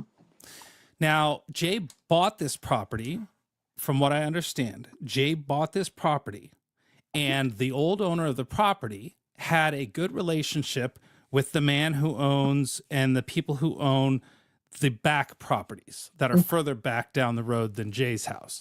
Yeah. And that original owner was using the driveway there. Yeah. Right? To access what's now Jay's property. Yeah. And so there's this grass that is the flag pole, will say, that goes to the road that's not being used for anything because, when you're in good with your neighbors and you've got a road there and they were all built about the same time, whatever, even if they weren't. But the point is that the old owner had use of that road because he had a good relationship with the people who own that property. Yeah. Jay had that good relationship when he bought the property and was using the property. But then some things happened, apparently. Yeah. And whether it was playing music really loud because Jay has hearing issues from his time in the military, whatever that reason is, they had a falling out, all of them. And they stopped liking Jay. And decided in the middle of the night what they were going to do was put rocks along their easement so that Jay had to use his flagpole, his road right here, to get in and out. You're no longer welcome on our property, Mr. Jay, because we don't like you anymore, and we're rescinding your ability to drive on our property because we're not getting along. Whatever that reason is, I don't care. But the simple fact is that Jay has a flag lot and he needs to create a driveway, which is getting a truck full of gravel and running it down there. And now he's got his own driveway and he does not have to go onto this neighbor's property. But he got his friend Scott involved somehow through Direwolf, right? Yeah, they planned that. They planned, just so you know, they planned. This was before. Yes, they planned it. Right. Because Direwolf and his friend, whatever her name is, they live down there and they drive 3-wheeled motorcycles. Right. I forget what they're called. And that's how they know Jay and his wife. And here's an idea, Direwolf says. Let's get Scott down here because this is an injustice. We need Scott to come down here and protest this. And the weather's really great, and he'll love staying there with Jay, and it's beautiful, and they'll love the van. And what better than to sick our pit bull, Scott, on these racist cops, right? Yeah, let's make it about racism. Remember race wars, right? Because that always works out really well. Yeah. And people just can't ignore words. And so that's that. And it's funny because did you ever see when the guy actually acknowledged what he said to Scott? I think, yeah. Yeah, it was an interesting conversation. Scott unwilling to hear people, but it told me a lot. It showed me what the argument was over. Right. And I got it. I was like, okay, it makes sense. And the only reason I was able to understand this whole thing was I went onto the Florida website and looked at how the lot's subdivided and what the easements are and what the access is. And I'm like, it's a flag lot. He's not on an island by himself in there. He has no right to that road that he wants to access. So he's in the wrong here, and he's arguing for something he doesn't have the right to. And I think maybe the lawyer that Scott scared off probably would have done a pretty good job of going, hey, he had this right. He was legally allowed to at one point, and for whatever reason, they've taken away his right. It's grandfather claused in. He should have access to this roadway. And he might have actually won that, but Scott screwed that up for him. And that lawyer left and all that money left. And then Jay got arrested at least once. She got arrested once. Scott almost got himself arrested a couple times. He dipped out into the pool, literally dipped into the pool. Right. Yeah. And he even played the cop going, look, I know what you're trying to do. I can see what you're trying, to set up here, and it's not going to work. Yeah. And Scott admits he's just an asshole to everybody. And so that's why they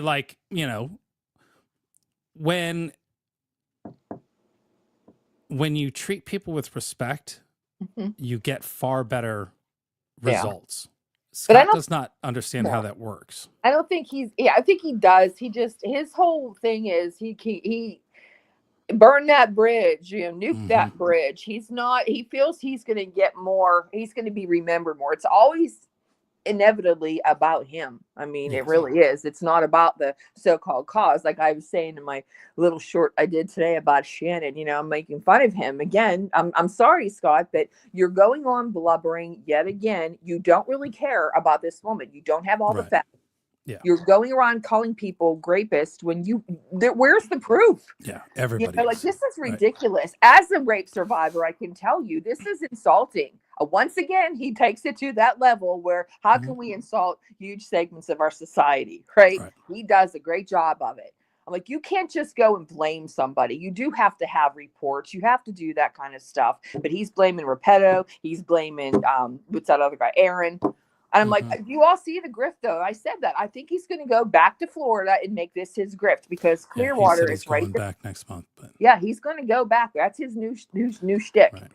The new recycled shtick. But remember, there's Scientology there, too. So that's why he's going. Exactly. Yes. Clearwater. Aaron is Clearwater. There. And so is Miscavige. Isn't Miscavige there? Isn't Dave down there? That's a good question. Nobody really knows. Does. Right? But it's Scott's right to know what people are up to and what they're doing. Because if you won't tell Scott what you're up to and what you're doing, you're definitely doing something wrong. Yeah, you're a bad actor, man. We're gonna have to get everybody's a bad actor. Come on, Vaughn. Glass. Yeah. Everybody's a bad actor. That's good though. Right. So that's sort of my point to all of that is that there's things that you and I have obviously butted heads over in the last few years. Yep. And, Scott was one of those things. Yeah. I don't think we ever really sort of got into it about that. No. But now it's come full circle. Yeah. And you've become aware as well as a number of other people have become aware. Oh yeah. But yes, we. so where does everybody go? Like you used to live stream. You famously would have the still life or the camera, the TV on the wall in your frame. I still do. Now you're doing the same thing, but just recording video. Yeah, because I'm tired of the people being, they're in chat and they're being harassed. And I beginning, I said I just want there to be a safe place, and it's not safe. Everybody's being looked into. There's too many breaking of the glass. In other words, you've got a lot of people out there doing nefarious things because they feel they have a right to know everything about people that they don't. Right. And they're using it to intimidate. They're up in everybody's business. Yeah, and they're threatening and I won't do it. Right. Me, I went into this knowing I didn't have to worry, but there's people out there that do, and they should feel safe and comfortable if they want to go into a chat and say something. They shouldn't have to worry about this. But this is what we're dealing with. So I'm like, all right. But yeah, I don't see, if you want to know where I'm going with this, I want to be put out of business. I want to go back to just sharing shit with my cousins and my friends and no longer, feel like I have to care. Vaughn, there's times where I, because I'm watching something else and I see what these fools are doing, that I go, come on, Vaughn, just go back to the family, go back to this stuff. There's no point. But I also get that, like, the frustration is that you've got these people who are so headstrong in their beliefs about their political opponents. Yeah. Right? They like to talk shit. And then you can't respond. Right? So the only way you can respond, and I've seen this, is you go on and you make your video, you make your response to that. Response videos are great. I think you should be getting millions of views for your responses. Because I think that would really piss them off, is if you were making just gobs of money with, your response, because they love you. They love hearing what comes out of your mouth in response to them. They literally go on for hours, 5-6 hours at a time. It's funny. Loving on you, right? Yeah, I don't even know that. I don't give them that attention. It's like, I don't, I really can't. Like, I just don't. And a woman who, by the way, is a 4-time felon, as she said on her live stream. Wow. Right. But when everyone else's felonies are a problem, but not hers. Right. And you can't judge her, but you have to judge everybody else for their criminal acts. Right. Right. Stop. Yeah. The genius level effect of this. I know. Well, they're still sticking in it with Scott. So this is who his people are. So I just consider the sources and go from there. But the retort party, I'm kind of also giving them that. But the problem with this is, and we're going to go back to what I originally had said too, that it's not so much them, it's who watches them, who's willing to go and take one for the team. And I'm not about to be what you're doing. You know what I mean? I'm not about to be your target. So you got me wrong. It's just those who are willing to hurt other people to impress others. And I don't go for that. And I just, like I said, I'm happy going back and doing my own thing. None of this ever had to be an issue had he not been the one who would never shut the fuck up about any of us. He bashed on constantly on Riddle, constantly on me. He was constantly on J Met, AP, how you feel about her, Lori, Jalen, Heather. I mean, all these people that were beat the shit out of by him. And it's like, look, dude, I don't know who you think that you're messing with, but pretend I am your big sister. And what would a big sister do to you? Yeah. You better believe it. So it's like, no. So 0 felonies here too, Bill. Yeah. 0. They're trying to make me a felon though. Oh my God. Linda Lou's never been to jail. Huh? Yeah, Linda Lou never been. It's like, you ain't making me a criminal, fucker. No way. My old man would have killed me. He would be mad if I even did any of this shit. You know what I mean? Like he would be so mad knowing that these people that I even wasted my time with this, but whatever. Well, it's like, Vaughn, you know what Scared Straight is, right? Yeah. Yeah. Right? I lived it. So, I lived it.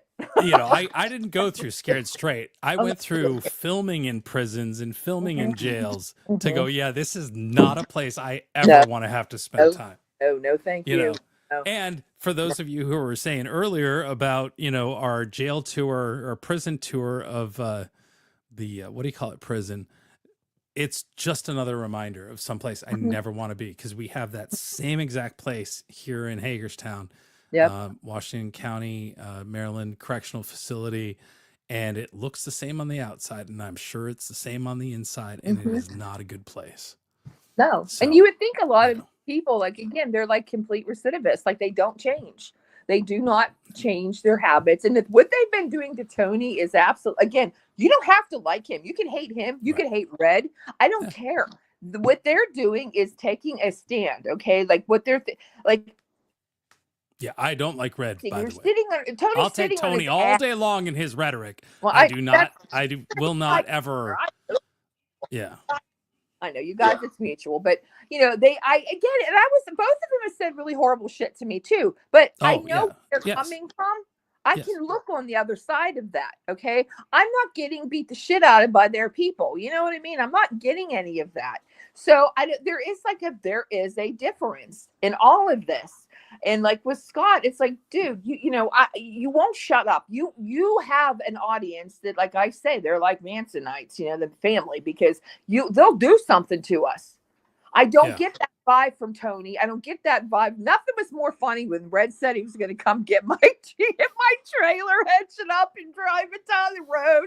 I thought that was the best. All right. Yeah. Even then, I was like, you little son of a bitch. And it was funny, like with him. What did I do? Like when they were going on about me, like, being with Scott, which we all know that is not true. Oh God. But I called him up. I called Red. I said, what the fuck? Like I yelled at him. Right. And then he left me. I was Ian Fawny after that because I called his shit out. Is that how you ended up over there? Yeah. Not really over because I see that as one of the most unlikely places I would have ever imagined finding you.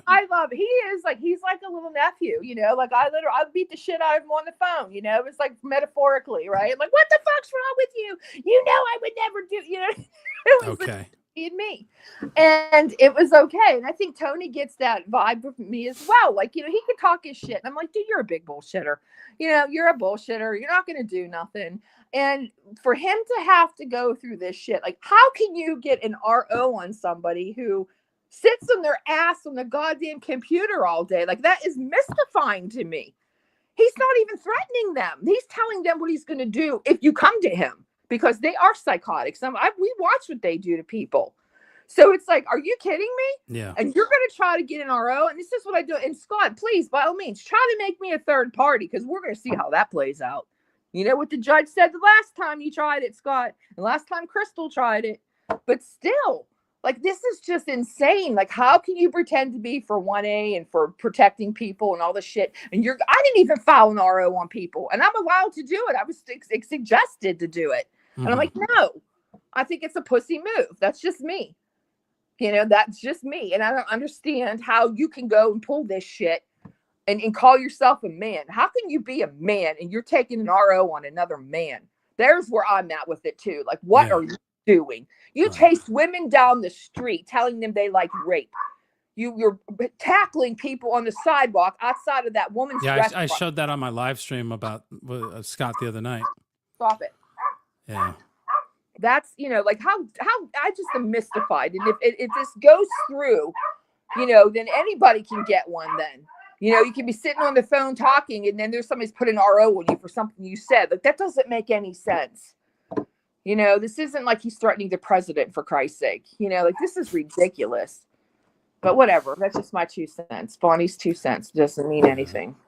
I don't think Amber is who she claims to be. I didn't see what Amber wrote. Yeah, no. She can't stand to hear it. Yeah. Scott will have some surprises in the courtroom. He is clearly abusing the court system, and this may be the last time. Yeah. He is. No, Tony, he truly is. All bullshit aside, this is an abuse that he accused everybody else of doing, which is what activated me in the first place. Well, but just the fact that he's been on live stream over and over again talking about how he's using the court systems and how important it is to his protesting to win in court. Oh, yeah. Right? And it's and to tell him, he doesn't, when we tell him, the judges watch your shit. The lawyers watch your shit, dude. They know what you're doing. Well, somebody alerts them to that. Yeah. Definitely. Right. You know, Yeah. because I can't imagine these lawyers have a whole lot of time to, you know, nor care, but Well, the active ones in Florida, I have a feeling they've been yeah, watching his ass pretty closely. sure. Yeah, no, yeah.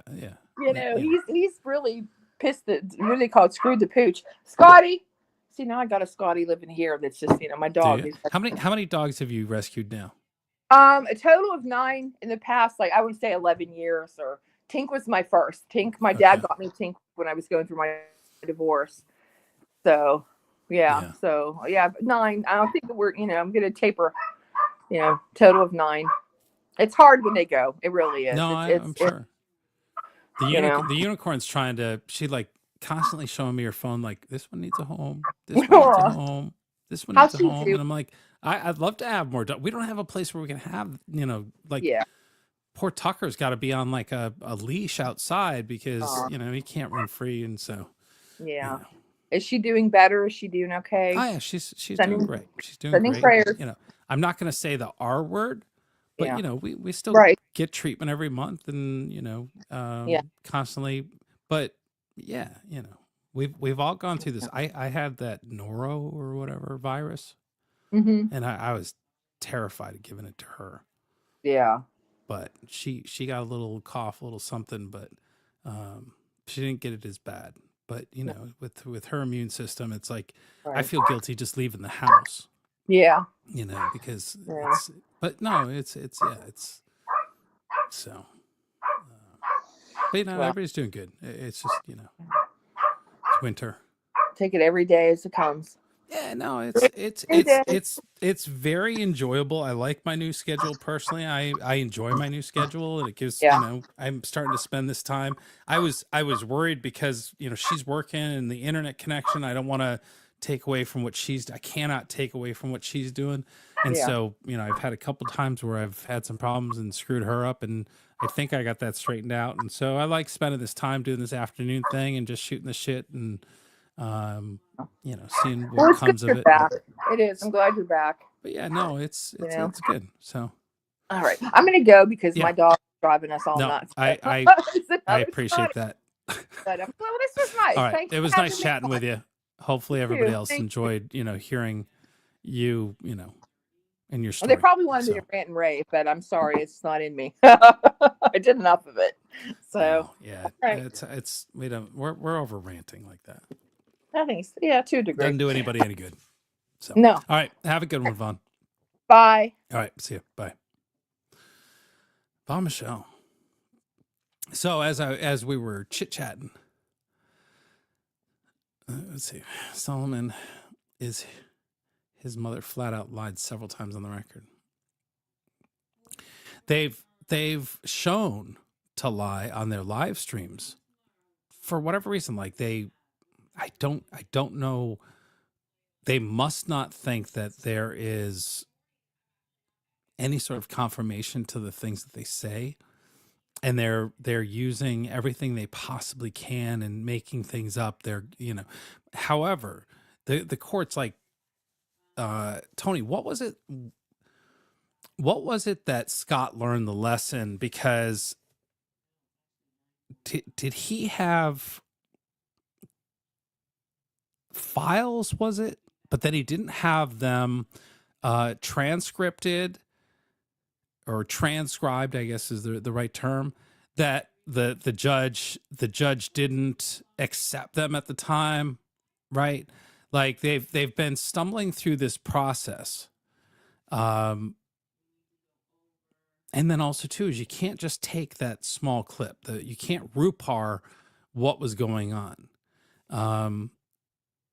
But equally, the same thing is you have that ability to show the live streams of them, which are captured and there.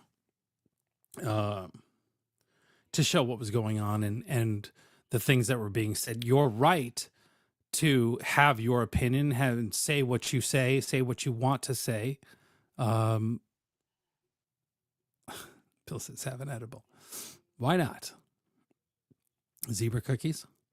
So yeah, it's sort of interesting. Linda Lou, what are you doing spamming the chat? that even the real Linda Lou? It must be. Yeah, it's Linda Lou. Just checking on you. You're going nuts. Did we change the slow mode?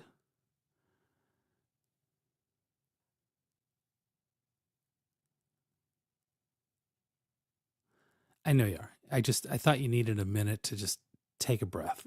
That's all, Ridgeline. Just take a breath. It was getting a little crazy. Don't make me up the slow mode. I probably won't. It'll probably be door knocker or somebody else. But I was going through here and custom layout. Let's see. This is the one we want here. This is the BBC.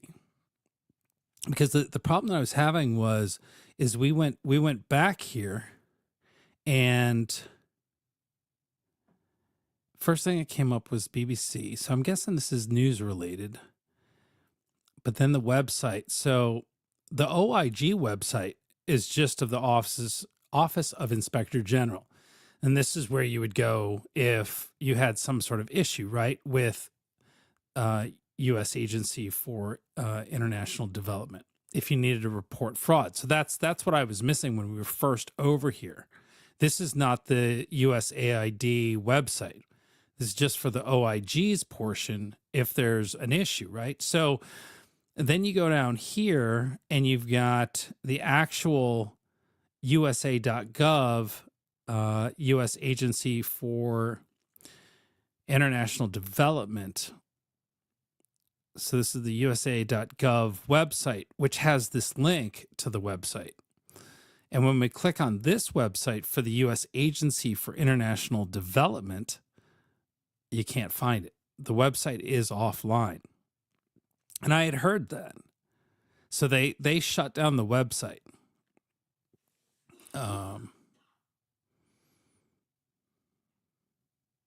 would imagine you could probably go to the Wayback Machine if is the Wayback Machine still alive? Web archive. Let's see. Did it come back up? Because it was hacked at one point and shut down. Oh, it's still there. Yeah, you could probably use this and go back and look and see. But ultimately, we know that it's been removed for the moment. CNN says Rubio says he's acting director of USAID as humanitarian agency is taken over by the State Department. Okay. That was the clip that I had seen. Let's see what this, probably get in trouble for showing this. Let's see here. See what they say.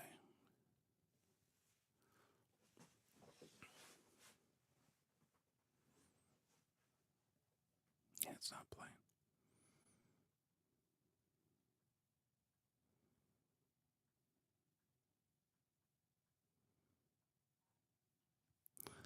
Okay. I got you, Bill. I feel more confident. This is me, and I love it. I have lost 40. I'm sorry. We're not doing ads from CNN. So they have a LinkedIn, U.S. State Department, January 20. What did that say? It's February. Secretary of State appointed acting administrator for the U.S. agency per the U.S. State Department.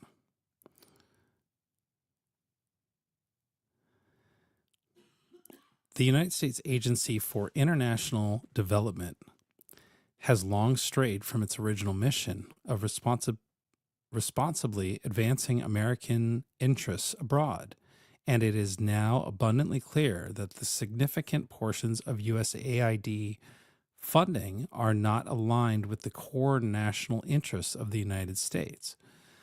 As an interim step toward gaining control and better understanding over the agency's activity, President Donald J. Trump appointed Secretary Marco Rubio as acting administrator. Secretary Rubio has also now notified Congress that a review of USAID's foreign assistance activities is underway with an eye towards potential reorganization. As we evaluate USAID and ensure it is in alignment with an America First agenda and the efforts of the State Department, we will continue to protect the American people's interests and ensure their tax dollars are not wasted. Seems pretty straightforward. I can't say I disagree with that.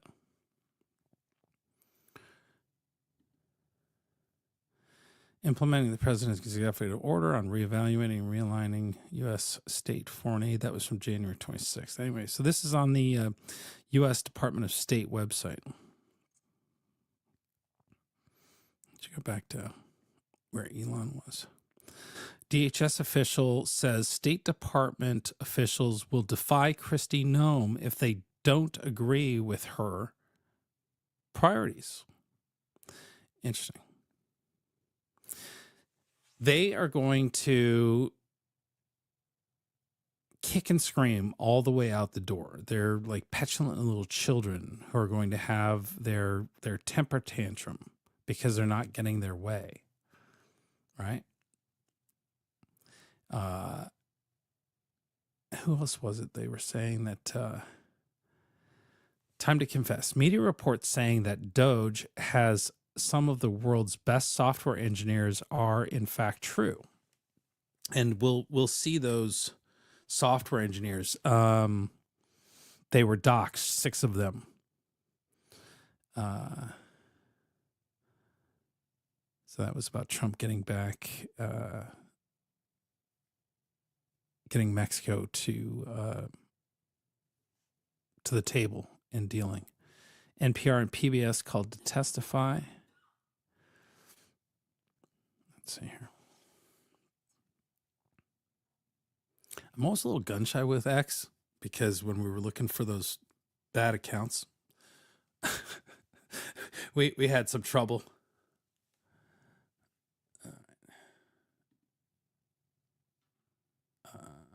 Why won't it do that?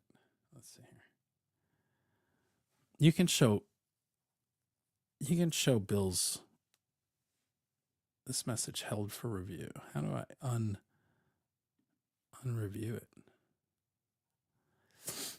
Oh, there it is. Let me just do that. Okay. Yeah, so I'm a little gun shy with X, but there's no reason not to be concerned. There's all these accounts that are saying he was not elected. He's a non-elected person within the government. That is absolutely true. He was not elected. Trump was. And Trump had made it clear what they were going to do. And that's what the American people, 70 million plus, voted for, right? This morning I ordered a precision military strike on senior ISIS. That's interesting. I did not know about this one. Let's see what this says. It's real Donald Trump. He actually tweeted this. This morning I ordered precision military airstrikes on senior ISIS attack planner and other terrorists he recruited and led in Somalia. These killers, who we found hiding in caves, threatened the United States and our allies. The strikes destroyed the caves they live in. Fascinating.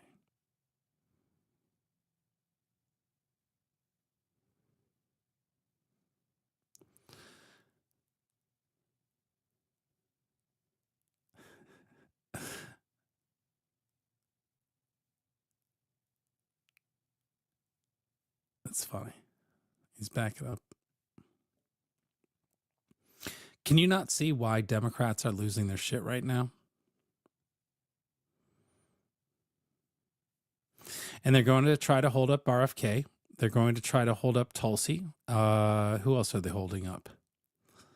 And they did this, remember, the first term, Trump's first term, halfway through. There were people who were unconfirmed by the end of the 4 years. I think, who was that? I can't remember. They held them up as long as they possibly could. Oh, here's Mike Benz. This is it. Let's see what Mike Benz has to say. everyone can look this up if you're listening right now.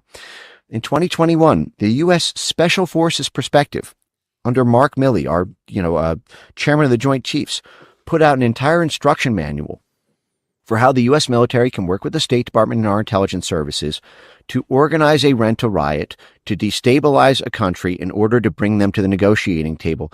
They gave an example of a hypothetical West African country where a member of U.S. Special Forces is on a separate mission, driving down a highway, and notices a billboard for Chinese infrastructure investment into a new port in this Western African country. The unit takes note of this billboard on a highway in Western Africa with Chinese symbols on it. They do their own investigation and figure out that this is part of a real estate development project from Chinese investors, that as part of that development project will have the construction of a Chinese naval port in this West African country, where in theory China would then be able to project naval influence into the Atlantic Ocean. What the Special Forces Guide calls for is coordination with the State Department, coordination with our intelligence services, coordination with our psychological operations unit to take all of our assets in that West African region.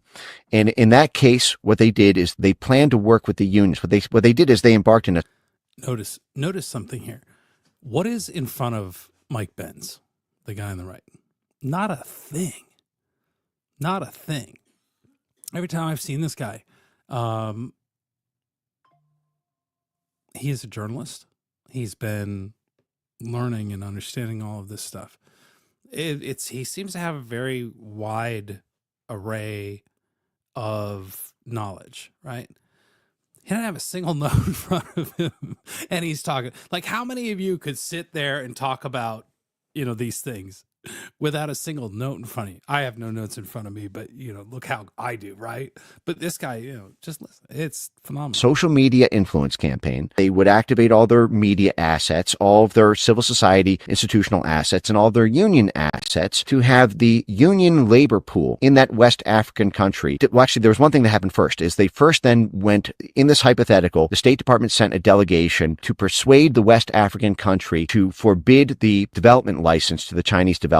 And the head of that West African government said no. Because something was happening in the hypothetical in the next 30 days, there was a time sensitivity to generate an instability event to stop this using time-sensitive emergency. And so the way they generated that was they worked with their union contacts in the region and the media contacts in the region and created this whole social media campaign to inflame the sentiments of the West African labor union. But he keeps using the term hypothetical. See you, Ridgeline. Thank you.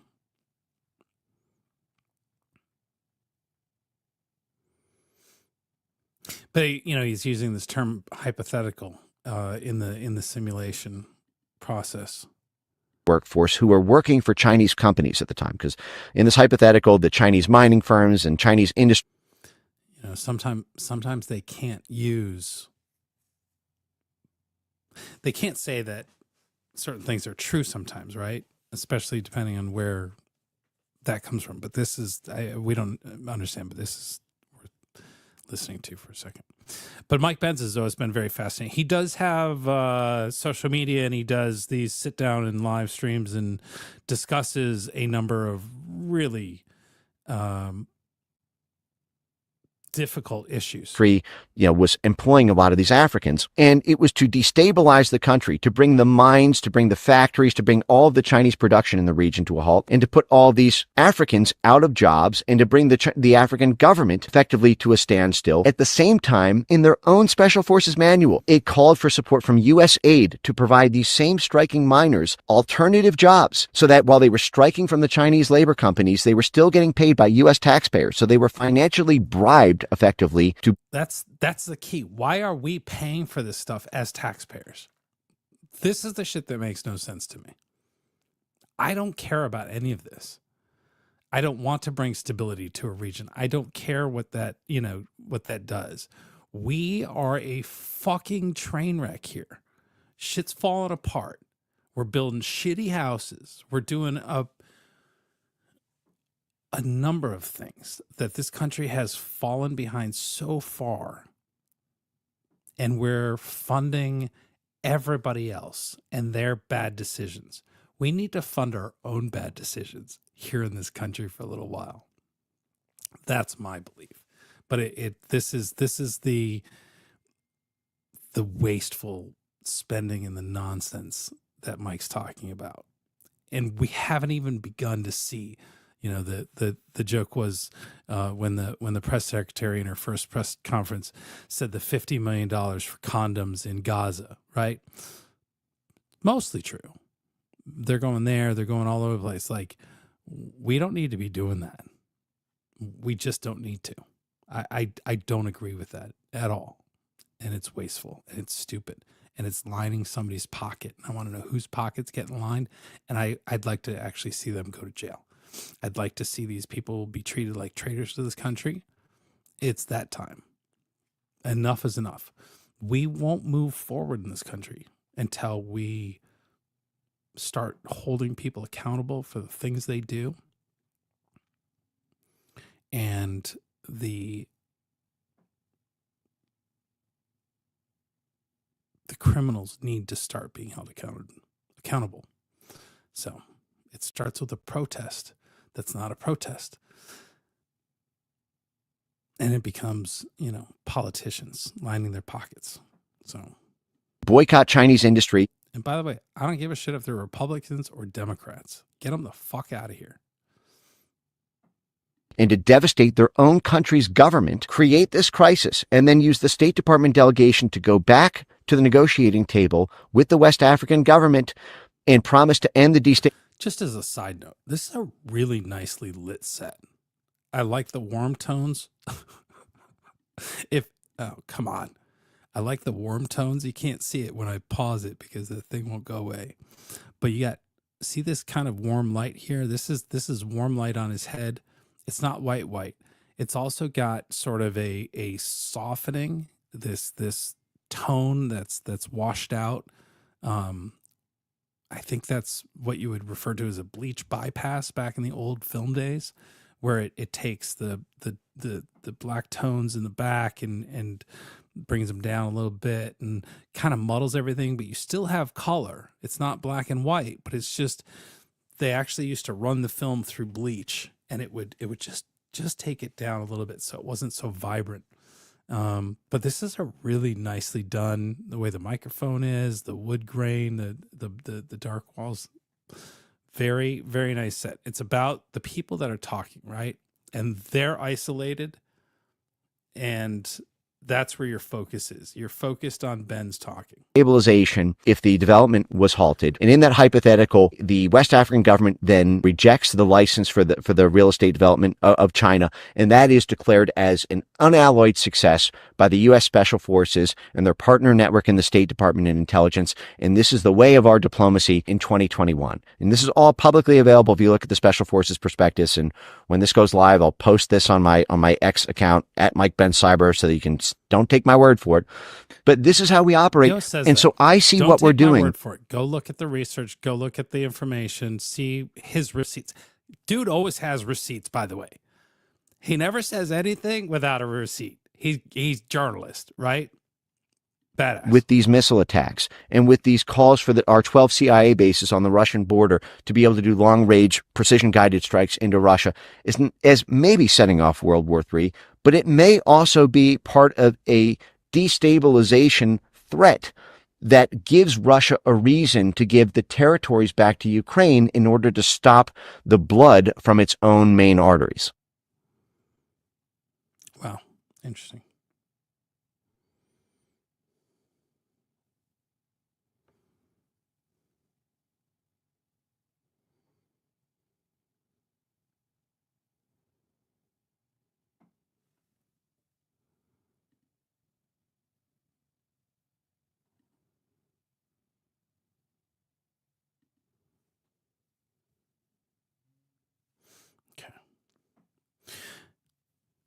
So that's Mike Benz.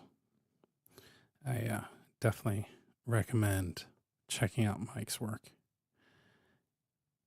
JD Vance was in Ohio today. I was waiting to see what that press conference looked like.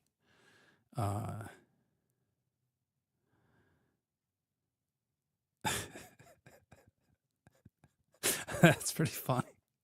Elon for somebody on the spectrum, his sense of humor is really incredible.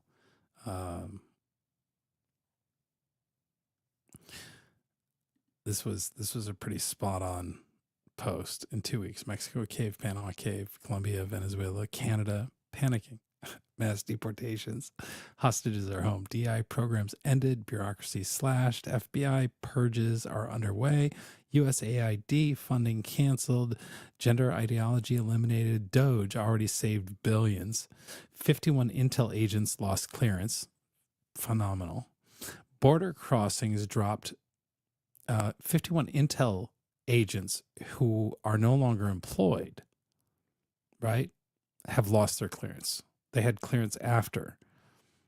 The one had clearance while he was working for CNN, spreading misinformation, as Democrats would call it. Border crossings dropped by 93%. Reservoirs filled up in California, just to name a few developments, which is great. I think that's, why is it doing that? It's because I'm zoomed in. Come on back.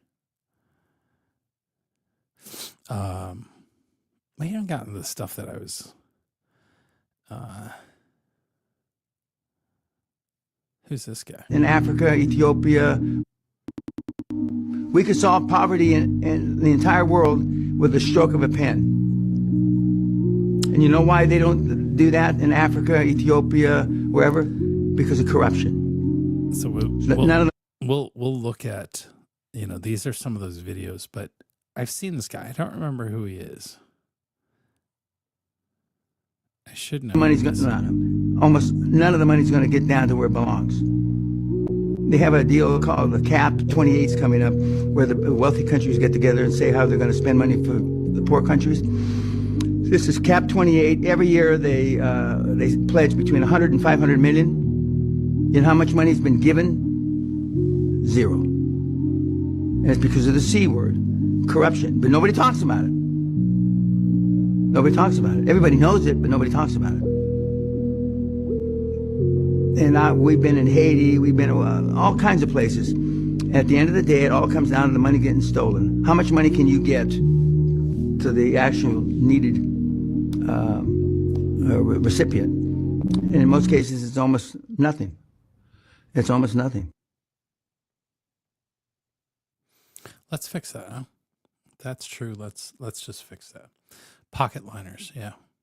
Yeah, pocket liners, all right. Using charities to hide criminal activity. It gets even worse when you imagine they create the disasters also. Well, I'm not sure about that. You're talking about weather manipulation, some of these other things, but I'm not,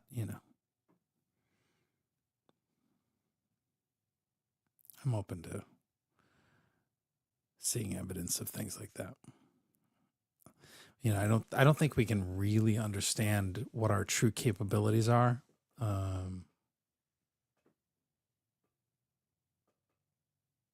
Because I don't think the general public will ever really know. And I've been told multiple times that we're many, many years behind what our actual technologies are, for whatever reason. Anyway,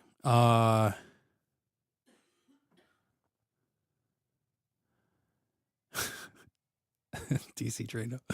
Dems keep saying no one elected Elon Musk. Yes, we did. We absolutely did. That is 100% true. Elizabeth Warren. Oh, she was a piece of work at those confirmation hearings. She got really mad when who was that said, RFK, when he said, you're trying to make me stop suing the drug companies. No, I'm not. Her tone changed very quickly. Only with public support can DOGE succeed. The bad guys will do anything they can, legal or otherwise, to stop us. Agreed. And I said this last night, is that you're Elon Musk. you have the world is your oyster. You've got the money. You've got these incredible businesses that are building rockets and cars and,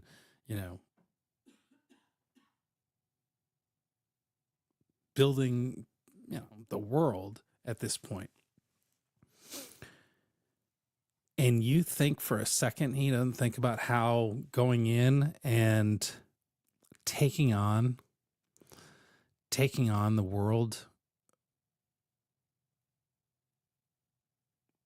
the swamp world is going to try. I've watched too many TV shows, by the way. I told you we're watching Blacklist right now. And only because I know that people who write these shows have real world experience and they build off of that.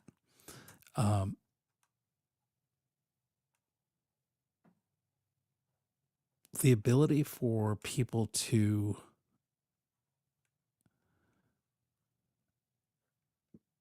bury you without violence, to take out Elon and anybody else who works with him. We kind of see it today. They're, let me see if I can pull this up here. I probably should just open up another X feed so we don't lose that one. Let me pull up these. Where are the bookmarks?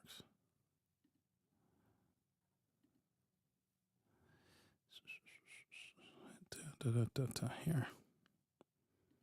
This one here.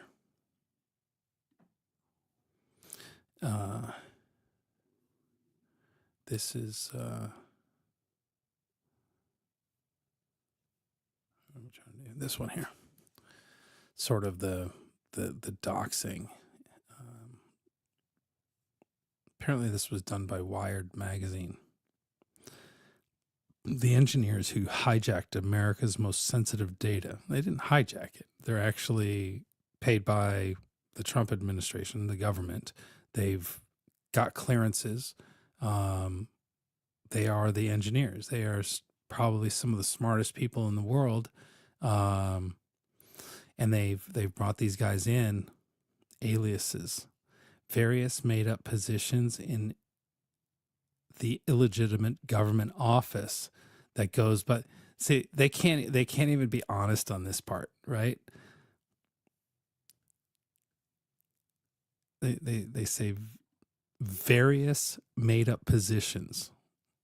Yeah, it's a brand new department. What else are you going to do but create positions, right? And we talked about the fictitious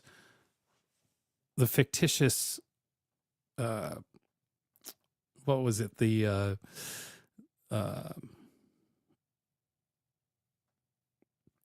helpers that the one post had listed.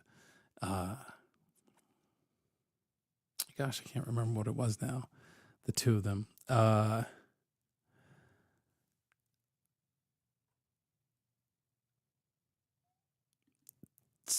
Rat, did you mean Manchurian? Yeah.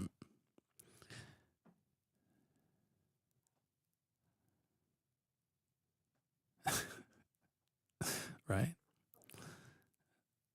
In here. So illegitimate government office that goes by the name DOGE. It's not illegitimate. It was created, right? Now, it was not a position that was elected, but it was done by a man who was elected president. He's creating lots of interesting new things to help us as American citizens to get to where we want to. Prosperity, good jobs, all those things, right? Crimes, taking control of the Office of Personnel Management and General Services Administration, the GSA, without proper vetting or authorization. How do they know what vetting or authorization they've had? Right? It's again, there's zero evidence to this. There's apparently evidence that they had been cleared and vetted. Jeopardizing the financial security of every American. How? Because they have access to these things. How many people do you think have access to your Social Security card, your Social Security number, that we should be more concerned about than the DOGE department going in looking for fraudulent activity? That's the funny thing. Like the pearl clutching, they're out trying to find anything they can. These individuals are considered especially dangerous due to their obscene lack of authority and experience. Yeah, they're young and they're smart and they have their names put out, right? Why do you think they did this? Help bring these traitors to justice and restore the integrity of our democracy, it says at the bottom here. I think this is I can't say the word scotchtastic terrorism. Without a doubt. Without a doubt. Back here. Every hour, every day. How are we doing on time? Let's see where we at here. Almost 3 hours in. That's a long stream, you guys. Today, Jen Psaki railed against Elon Musk and DOGE gaining access to Treasury payment system as scary. What are they going to learn, Jen? Because Elon Musk says career Treasury officials are breaking the law every hour of every day by approving payments that are fraudulent or do not match the funding laws passed by Congress. These need to stop now. Pretty solid. I think time is going to tell, y'all. No matter which way you believe this, time will tell. And I think the important thing is to pay attention to who's fighting against this, because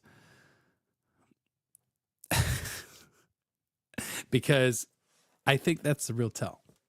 If you're against making sure that we are not giving money to people who it shouldn't be going to, and that fraud is not being committed, I think that's a tell. That's just a straight up tell. Mike Benz, Trump prosecutors were funded by USAID. Oh my goodness. No! Why does this keep happening? Why does this keep happening? No! No! No! No, this is not happening right now. Fuck!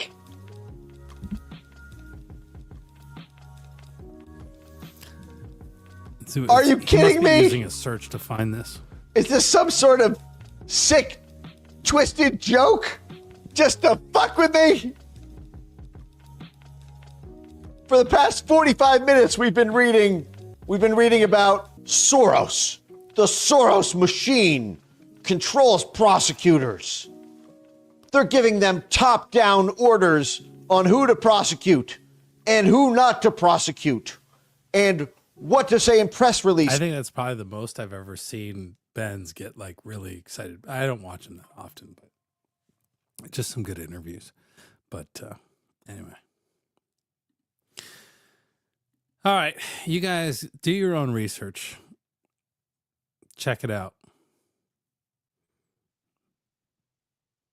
Go to Elon Musk's Twitter account and try to discredit that. I don't see anybody that has been successfully challenging these findings. So we'll see what it is. Time's gonna tell, and we'll learn more. And I'm sure that the receipts are getting printed and shown, and we'll lose all that stuff. So until then, Wizzy out. Thanks, everybody. It's been a blast. Thanks to all of the mods. Troy. Crazy. And I had to go back a little bit because I don't know who's still here. Well, Door Knocker's still here. I appreciate all you guys. I appreciate y'all being here and helping out, and thanks. And we'll see you again on the next one. Bye, everybody. Wizzy out.